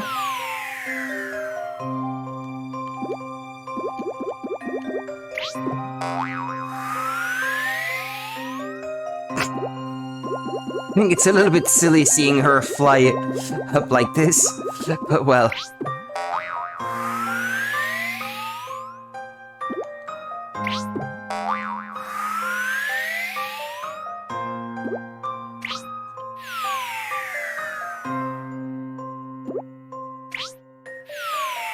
Mm-hmm.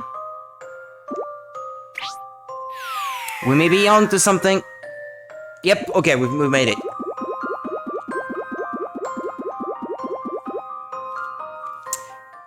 Leave it to Yay. your friendly neighborhood spirit medium. Check it out, Nick. Great, that was quite a dizzying experience. Wow, impressive work. I really didn't expect you to solve that. Actually, I thought the same thing too. Well, I knew I could do it. So what were you out of work bakers doing hanging around here anyway? We're investigating an accident involving the alchemists. Do you know anything about it? Surely the Knights of the Inquisition are the ones you should ask. They could tell you a lot more than I can. You might be right about that. Even so, it's a right shame someone like him could get murdered. I often went to him myself to get medicine. He was always friendly and understanding. Seems like Sir Belduc was a good man, at least from what we've heard so far. I just hope they manage to solve this case soon. I want to see... Okay, so that was, yeah, puzzle 20. 10, 11, 12, 13, 14, 15, 16, 17, 18, 19, 20, 21, 22, 23, 24. 24 is one that I don't have. 29, 31. Okay, yeah, we're missing 3. Move. Here. No hidden puzzles. Okay, search. So this is Sir Belduc's residence. It definitely looks like an alchemist's house. I've never seen plants like these before. So what do we do now? Just because the owner is deceased, we can't exactly go barging in. But have you noticed just how well kept this yard is? It looks like someone is still living here. Someone has definitely been doing the upkeep around here, that's for sure. Hey, who's that over there?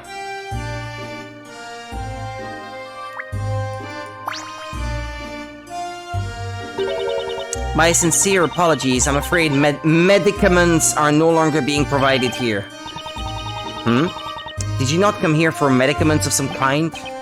No, we didn't come here for that. I didn't know that word was used in English, because it's the exact same word as in French. Just not pronounced the same. We're here to investigate the incident, the one involving Sir Belduc. Forgive me if I'm mistaken, but you do not look like members of the Knights of the Inquisition. I'm Phoenix Wright, attorney at law. And you? I'm guessing you live here? Indeed, my name is Jean Griel. Ah, okay, if he's supposed to be French, that might explain, why he speaks in a slightly weird manner. I was butler to the late Master Belduc. Wow, a butler! This must be my first time meeting a real one. Well, Mr. Griel? I don't know. Don't know if that's how that's supposed to be pronounced. If you don't mind, I've been told that the incident involving your master was shrouded in mystery. Has it got something to do with the Great Witch Bazilla? We're trying to investigate that at the moment. The Great Witch Bazilla, am I right in supposing that you are defending Espela Cantabella? Well, actually, yes we are. So you know Espela, do you? That goes without saying, everyone around here knows her. Do you think you can help us? We're here looking for leads. While he was alive, the Master taught me the value of investigating the truth that governs the natural world. If you two are investigating the truth, then it would be against his teachings for me not to cooperate with you. Would you both like to come in? We can discuss the matter further inside. That would be great. Thank you, Mr. Greyerl. Wow, spoken like a true butler. I believe it's a pun on Earl Grey. Okay, sure. I'm counting on you. He's a pretty cool guy, isn't he, Nick?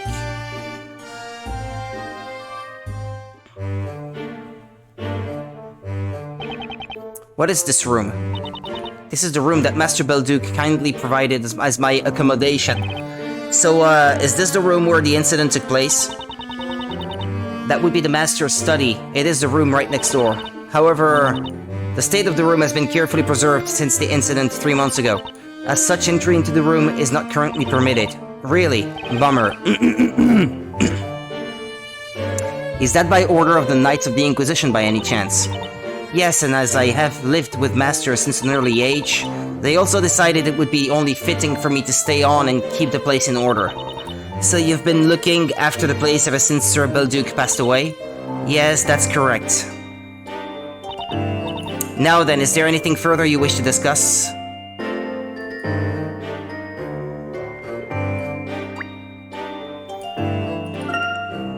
Well, I'd like to keep investigating outside, actually. I didn't get to look for those hint coins.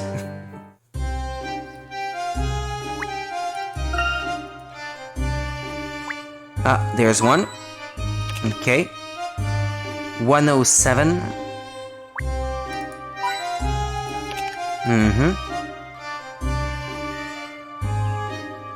Japanese surname Arugure. Well, yeah, Earl Grey.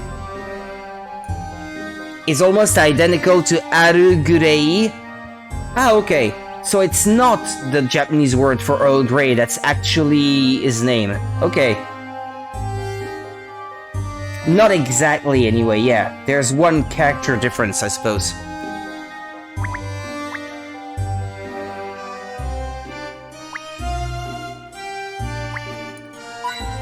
Is that the third? I think it's the third.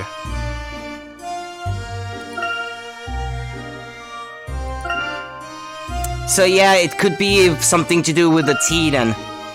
I think you could be right.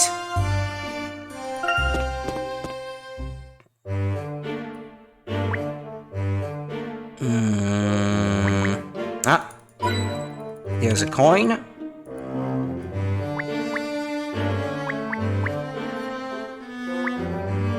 It's a pun on Earl Grey. Can't copy the thing as there is something spoilery in there. Okay. Thank you for preserving me.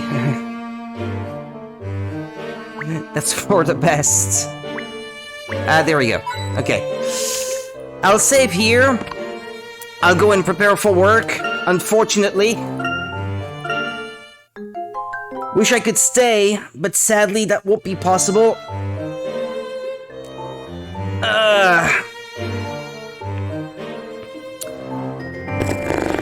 I'm feeling tired already just before leaving. In the French version, their name is a pun on serving tea. And now I wonder what it is, actually. Huh. Serving tea. I'm not sure what that could be. What the pun could be. You're welcome, Monica. Keep me posted about the sending the books over. Well, we'll keep in touch anyway about it, I'm sure. And when you know more, well, just let me know. Thank you for watching. Take care of yourself. Have a great night yourself. Sleep well. And hopefully I see you tomorrow then, same time. Take care and see ya. Bye-bye.